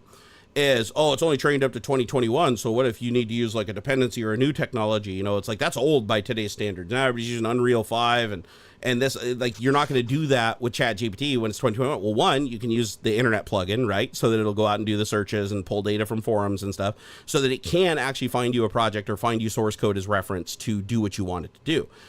Or the other thing that you can do is you can literally just go and search for whatever project or whatever the new shiniest piece of code, like what is the best piece of code? Go to Bing AI and say, what is the best thing today as of right this moment within the last 12 hours? What is the best technology to do this thing that I want to do? And then it'll point you to that technology. You go there and you just dump the entire text from that website's SDK into ChatGPT chat session. Now it's trained on it and it understands the entire thing better than you do. And it's cross-referencing it with all the characteristics of the programming language that you're using. And now it's capable of writing code using that and adapting it, which I think is really fucking cool. And so I urge people, because I've had so many people, like even more people than Codegasm, which is surprising, because Codegasm, a lot of people messaged me and said I changed their lives, they changed their majors, they are all working at fucking like Google and Amazon and shit. I had so many people back in the day on Patreon that would just join my Patreon and just send me like a $500 PayPal and say thank you. Like, you changed my life. Like, I watched your Codegasm shit and I changed my major and now I'm working at Amazon or whatever. You're fucking baller. That made me feel so good. I haven't seen one of those in probably about 6 months, but for, the time period I was doing it, it was pretty frequent. And I thought that was the greatest fucking feeling on earth, was these people doing this. And now it's like fast forward to today and taking another step. It's like Codegasm was to teach you how easy and approachable programming can be when you don't focus on all the complicated shit you don't need to know. But now you've got ChatGPT. It's like, I might have to bring back Codegasm just from ChatGPT's pseudocode perspective and be like, I'm going to teach you how to talk to an AI so that it can write code that's better than what you could learn how to write in a very long period of time, studying and learning all of the ins and outs without you having to waste all that bandwidth, so you can focus more on the goal than on what technologies hold you back getting there. And what is that? Durable Soak website builder? What is that? Well, I had mentioned how there's like AI thing where you can just punch it in and there's so many AI applications now, dude. I mean, it's pretty generic, but I mean, it's not much different than any other like template that you'd get from Shopify or Wix or anything else. Honestly, I've never had it tell me a lot of the copy for me. I've never had ChatGPT tell me other than there being a hard block in there where they don't want it to answer that subject matter. Like, write me a program that gets all the best porn sites or whatever. It won't do that because of ethical considerations in its programming, but it can do it. Like, if that filter wasn't there, it could do it. So you can work around that and engineer around that. But it will do crazy complex shit. Like, people, I mean, and the better you learn to talk about it, like if I told it, hey, listen, you're a Microsoft developer that has to follow programming conventions of a Microsoft employee. Well, the Microsoft SDET qualification for the job is published online, so it's entirely possible this has been trained on it. And if it hasn't, you could just point it to it and pump the document into it. And then you can say, write me code, and all the code that it would spit out would follow the rules, or would, to the best of its ability, follow the rules that were within that document. So if you're, like, for instance, let's say Microsoft says, okay, well, you have to use spaces instead of tabs, because tabs, like, fuck up some editors and make the code less portable. They want you to use spaces instead of tabs. I know. Tabs is where it's at. Spaces are dumb. I know. It's because so many people use different editors, and so a mix of tabs and spaces fucks that up really bad. And plus, when you're dealing with languages like Python and stuff like that, the spaces are better anyways, because then you can indent by a little bit instead of a lot, and it's all based on indentation, which that's the one thing about Python I really don't like. But yeah, it's like you can just go into like ChatGPT and say, okay, well, you're going to be writing me some source code, and I need you to follow a few rules. Make sure you comment every single line of code explaining in plain text that a non-software developer would understand what the code below it is doing, right? That's rule number 1. The next rule is that you must use spaces and not tabs when indenting. And then we'll say the last rule is make sure all variables are named in a long format that is fully descriptive of their purpose. So I can just do that, right? I can just type that in my first thing. It's like, certainly, I'll be happy to assist you with writing source code that follows your specified rules. Please let me know what programming language you would like your code to be written in and provide a clear description of the functionality you require. I would like my program to be written in Python. It needs to be compatible with Python 11.3. You know, like specific versions of Python have different functionality. Or I can say compatible with, or I'll say compatible with early versions of Python. That way it doesn't use any of the new fancy conventions. So we'll do the Python new version of Python. So okay, I would like my program to be written in Python. It needs to be compatible with early versions of Python, and it can only use libraries that are available from pip, the Python installer. So that I can easily, no dependencies where I have to download and build code from Source Depot or anything like that. I would like this program to create a window on the desktop with a single button that says random image. And when I click that button, I want it to download a random image from imgur.com. I'll just do Imager again. Imager.com, and display it in the window next to the button. I'm going to say, if the button is pressed again, then download another random image and display that one in the place of the old image. Each time you do this, if you hit any errors, simply ignore them and try again until you successfully get an image file that can be loaded. Also, please make sure the program is resistant to crashing if something goes wrong by just logging the errors through a pop-up dialog box with a message instead of crashing the application. That's all I'm gonna do. So I just explained it to her, right? So it's like, certainly below is the Python code that meets your requirements. Each line is commented to explain its exact purpose and what it is doing. So it's writing the code right now. It says this code uses the PyQt5 library for creating a window and GUI components. It also uses a library for making HTTP requests called the image. And it says it's called Image Download App. I didn't tell it what to name the app, so it just named it for me. Yeah. And so yeah, let's see. So I got all the code, and it looks like it loads up the widgets. So let's look at the comments.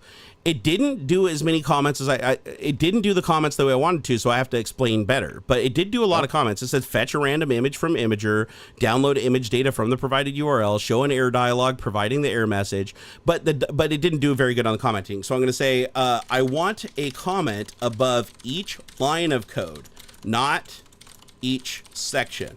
I want every single line of code to have a comment above it explaining exactly what that one line of code does, and nothing more and nothing less. All right, so that it understands that I mean business. Here we go. Okay, cool.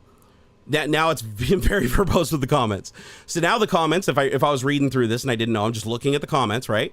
It's create the main application window, set the Windows properties, create a label to display the downloaded image, create a button for downloading the random image, create a layout and add an image label and button to it, create a central widget and set it to layout. Method for downloading and displaying the image is called download and display image, obviously, because I told it to be verbose in its names, right? So it's being very verbose. Okay, it gets a random image URL. It attempts to download the image. If the image data is valid, it displays the image. Otherwise, it breaks and attempts another download. Method for fetching a random image, so for one of the functions it created. Method for downloading the image data from the provided URL. Method for showing an error dialog with the provided error message. And then under main, where it puts it all together, create the application instance, create the main window, show the main window, and start the event loop. So like everything is well documented, right? So I can even go a step further and say, I want the comments to be super verbose, and they can even be a paragraph if required, to explain to someone who has never written code in their life exactly what is happening with the computer while that line of code is running. Don't hold back and try to use language that makes it easy for someone who doesn't speak English as a primary language or program computers at all to understand what is happening. So I'm like really going out. I'm like, fucking just comment this shit to like crazy amounts. And oh yeah, she's getting way more comments. Oh wow, this made the code absolutely gigantic. But yes, it accommodated me, and now every single individual line of code. Send a request to Imgur's random page to get a random image. Extract the image ID from the response URL that comes back. Construct the complete image URL using the image ID that was returned from the previous function. And then down here, we're gonna look at send request to the provided image URL to download just the image data. If the request was successful, then return the download image data. Else, if the request was not successful, then just return nothing. Like now I can just read the comments, and the comments read like me reading the code to somebody, which I think is really freaking cool. So now if I copy that, let's see if it does anything. I'm curious. I'll just bust it out here. Let me put it in code. Python notepad test.py. I'm just going to paste it. I'm not doing anything special. I'm just going to run test.py, and it's going to say I need to install that pyqt5 library. So I'm going to do pip install pyqt5 because I said it can only have dependencies on packages I can download with pip. So it made sure that it accommodated me by using this pyqt5 library, which I don't think I've used before. So I'm running test.py. Let's see what happens. So Python test.py. Interesting. So I ran it. Nothing popped up. That is interesting. Oh shit. My bad. I didn't let it finish. I had to click continue generating. Remember I told it to be really verbose with the comments. It was so many comments that I had to click continue generating. So it didn't have the main statement. And because it didn't have the main statement, it didn't run anything. I was like, wait a second. I've never had it not run anything when I copy and paste. Let me do it again. Copy and paste. Now I'm going to run test.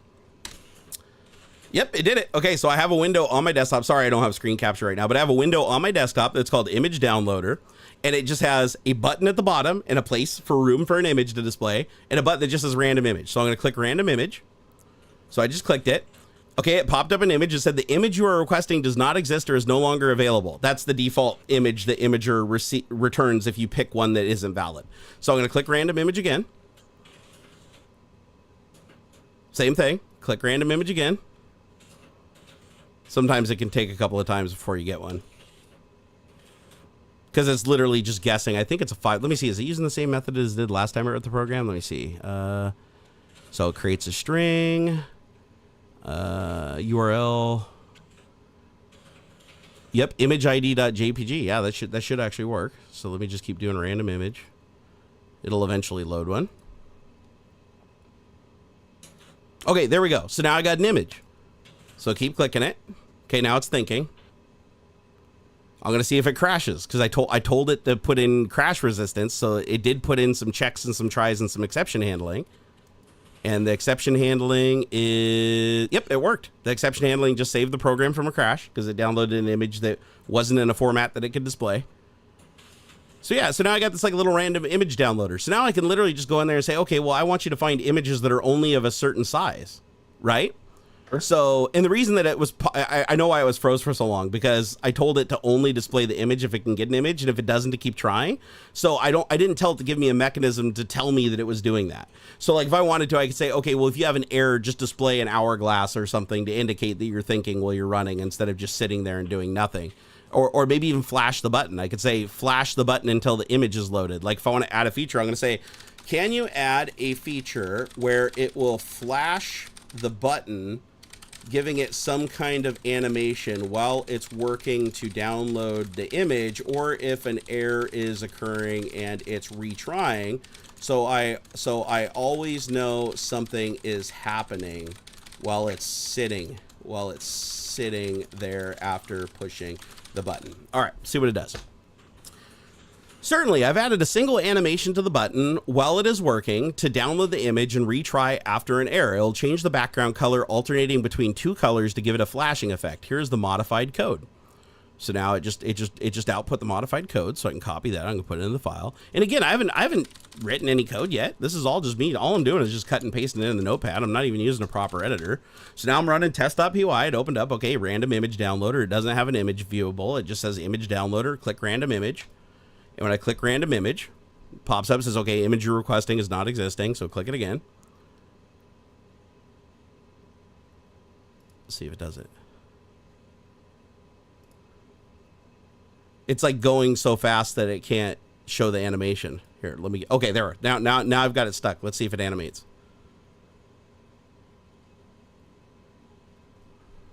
Is it downloading the image too fast?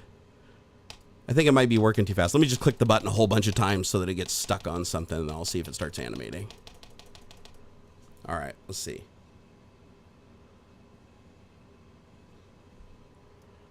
Nope. So this would be a problem, right? It's not doing what it claimed it was going to do, right? But it said it was going to flash the button. So what if I tell it it's not flashing the button? That's all I'm gonna say. I'm gonna say it's not flashing the button. Let's see if it can figure out what went wrong. Apologies for the oversight. The button's background color does not change automatically with a simple style sheet update. To achieve the flashing effect, we need to use the Q timer. We need to use the Q timer element and handle the color change manually. Here is the updated code. So I'm basically like, well, that didn't work. Like, so it's finding another way to do it, right? It's like, okay, well, that's not going to work. So some people might ask too, like, oh, well, why didn't it just give you the right answer in the first place if it already knew that? Well, it didn't, because based on all of its data out there, that method was the most common way that people assumed that it would work from all of its training. But as soon as you say it doesn't work that way, then it has to find another way that it's been done, like the second most popular way that it would have been done. And so sometimes that means that you have to work through it and tell it like, oh, okay, well, that didn't work. Let's try a different angle, or I don't like that technology. Use something else. All right, let's see if it works now. Yep, now it works. When I click it, it flashes between gray and light gray each time I click random image. So like while it's loading the image, it just goes gray, light gray, gray, light gray. So, I mean, but I could tell, like, if I want to show an hourglass, okay, show an hourglass in place of the image while it's downloading a new image, you know?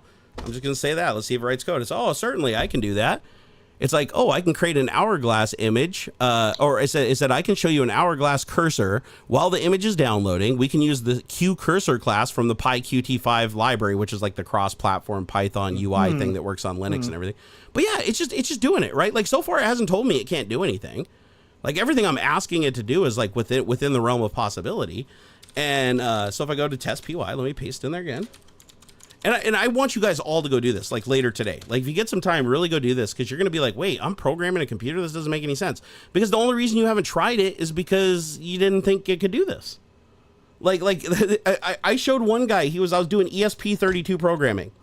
And again, I've learned everything that I know about ESP32 programming from ChatGPT. And a guy who's never programmed a day in his life, I just explained on Twitch while doing one of these demos, like how you can get an ESP30, how to write code that you can download to your ESP32 that'll run and do things like create Bluetooth keyboards and move mouses. And so he figured out, just using ChatGPT, what pins to connect sensors to that he bought for moisture sensors, put ESP32s around his house and have it write him a program that made them all communicate with each other and then feed the final result back to a web server that he could then display on his computer without knowing anything about HTML, nothing about coding, nothing about JavaScript, nothing. And he got it working. He said it took him a couple hours going back and forth, asking it questions and trying to understand what it was talking about and say, hey, can you dumb this down? Could you explain this? I don't understand what you're talking about. And he went back and forth with it. And in the end, he had the thing write him all of the firmwares that went on all the things, told him what pins to connect and what resistor and everything and how to solder it up, that keep dumbing it down until he understood it. And then in the end, he basically has his whole house having all these temperature zones and shit that are detected with like moisture sensors. It's just fucking awesome. I was like, dude, this is so fucking cool. And the guy was like, oh my God, I never thought in a million years I would ever be programming a computer. And some people might be like, you're not programming a computer, man. It's not programming unless you do like assembly. And you get this in programming. Like people be like, C#'s not a real language. C++, no, C++ is a real language. C is no assembly. If you don't write an assembly, you're a dumbass. Dumb. If you don't use a magnetized needle, there's an XKCD about that. A magnetized needle to, touch the hard drive and flip the bits. You're not a real programmer. Like that's dumb. Right. That's so fucking dumb. That kind of gatekeeping stuff is so stupid. So now I put in my new program, and guess what works? It works perfectly. Now every time I click random image, it animates an hourglass. So now I have an hourglass. Every time I click random image and it's downloading another image, it shows me an hourglass. I mean, that's fucking cool, right? I mean, come on. That's fucking that's baller. And I could just sit here and just keep adding shit to it like endlessly. You know, I could even have the thing like, I don't know, like showing like I'm trying to think of like something funny I could do with it. Or like play a sound, right? Hey, can you play a little jingle sound using a bunch of random frequencies while it's downloading an image? And I even spelled image wrong. It's like, certainly, to play a jingle sound with a bunch of random frequencies, we can utilize the Win Sound library and the OS library on Mac OS and Linux. This will work. Here is the modified code. So now so continue generating. Let me get the rest of the code. And by the way, I should also mention, everything that I've done thus far has been in GPT 3.5. This isn't even GPT 4.0. GPT 4.0 is a fucking huge step, especially with programming and math. So I didn't even realize I'm not even using GPT-4. I'm using GPT 3.5 and it's doing this, guys. So if you're using GPT-4, it would be so much better. Okay, there, I just saved it. That's all I'm doing. Again, I haven't written any code. I'm running it again. Okay, so it opened up, same thing. Image downloader. Click download random image. Let's see if we hear a jingle. Do you guys hear that on stream? I hear a little beep, boop, beep, boop, yep, like yeah.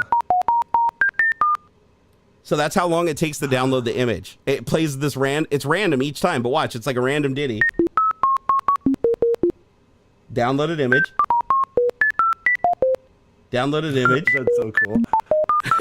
I mean, isn't that fucking rad?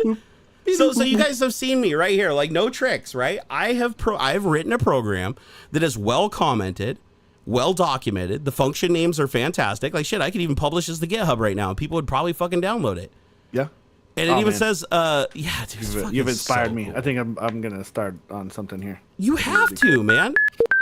Yeah. And each time it's a different sound. I just need to decide, like, well, do I do Unity? Do I do Godot or something? Something like that. Exactly. Probably Unity, just because publishing would be easier. Because, like, what did you use to make your Barnacules Splat thing? Barnacules Splat was written in Objective C. Because it was just on straight iPhone. Up in their IDE and all that stuff. You didn't use any. Actually, no. That's right. Because we released that on Android too. So if we released it on Android, it was C#. That would have been C#. Through Visual Studio. Through Visual Studio. Yeah, okay. And we would have used the emulator to test it. Yep. Quick Splat Barnacules was mostly written by my buddy. Oh. So, but here's the thing. I told you this before. Like, there's no reason to use Objective C to write an iPhone app any more than there's any reason to just use like C to write a fucking Android app. Yeah, I did well with Objective-C. They've deprecated now. It's Swift. That is true. Swift is actually pretty cool, but the problem is Swift. I don't know if Swift's cross-platform. I've heard it is, but I've never tried it personally. Oh, I don't know. I'm sure you could translate it somehow. There's probably some widget that'll wrap your Swift code in something that'll translate it to Java. I'm sure. If you want to create a program on mobile devices and you want it to work on phones, you want it to work on TV, you want it to work on Windows, you want it to work everywhere, my recommendation to you as far as a language is HTML5. Because everything you do in HTML5, you have access to the local hardware on the device. You do through HTML5. You've got full 3D hardware accelerated rendering. You can use graphics engines. There's plenty of HTML5 high acceleration graphics engines. Half of the apps that are in the marketplace are HTML5 just so that they don't have to maintain 50 different code bases for the same application. You don't even need a web server. You can run it locally. Like you can run HTML5 under like whatever web browser API is on any device. You can use that for the rendering and execution of it. So unless you're writing a game that requires like massive optimization, you're not even going to fucking notice. Like Steadtionalist, in that context, it's an acronym. SWIFT is an acronym for, and it's only one. It's one of the protocols for major money transfers international. Yeah. Oh, he's thinking of the Swift payment Swift system. network is something else. Yeah, no, we're talking about the Swift programming language. It's basically about as close as you can get to a drag and drop programming language, kind of like Visual Basic. Society for Worldwide Interbank Financial Telecommunication. Yeah, there you go. See, Swift network. Bradley Smith gets it. See, there's no question you can't ask AI. A lot of people think, oh, well, what's the best thing? Just ask it. What is the best language for me to write a program in that would work on the most devices without having to maintain different programs? It's going to be like, there's many considerations for what's scripting, blah, blah, blah, blah, blah, blah, blah. You're going to have to decide based on these factors. Yeah, but it gives you a pretty good explanation. It says, if your goal is to develop a program that'll run on a wide range of devices without the need for significant modifications, a popular choice is to develop a web application using web technologies. Web applications are inherently cross-platform and can run on various devices, including desktops, laptops, tablets, smartphones, regardless of any underlying operating system. To develop a web application, you can use a combination of HTML, CSS, JavaScript. To provide the structure of the application, CSS allows you to style and lay out elements, and JavaScript enables interactivity and dynamic functionality. By using responsive design techniques, you can ensure that your web application adapts and looks good on different screen sizes and resolutions. Additionally, modern web frameworks and libraries such as React, Angular, and Vue.js can further streamline development and enhance a user's experience. With a web application, users can access your program through a web browser, eliminating the need for them to install platform-specific software. However, you can actually just create a wrapper, and it's still a standalone application. This approach offers great compatibility across various devices and operating systems, reducing the maintenance effort required to support different platforms. Plus, you don't have to qualify for the App Store, which means you don't have to meet any of their fucking code review requirements.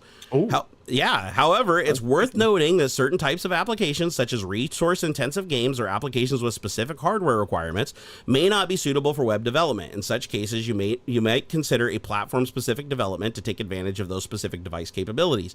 Ultimately, the best language and approach depends on the nature of your application and its specific requirements. So I'm going to say I'm creating a graphical game that needs to play sounds, display 3D graphics, and let's see here, and run on phones, tablets, and I don't know, TVs.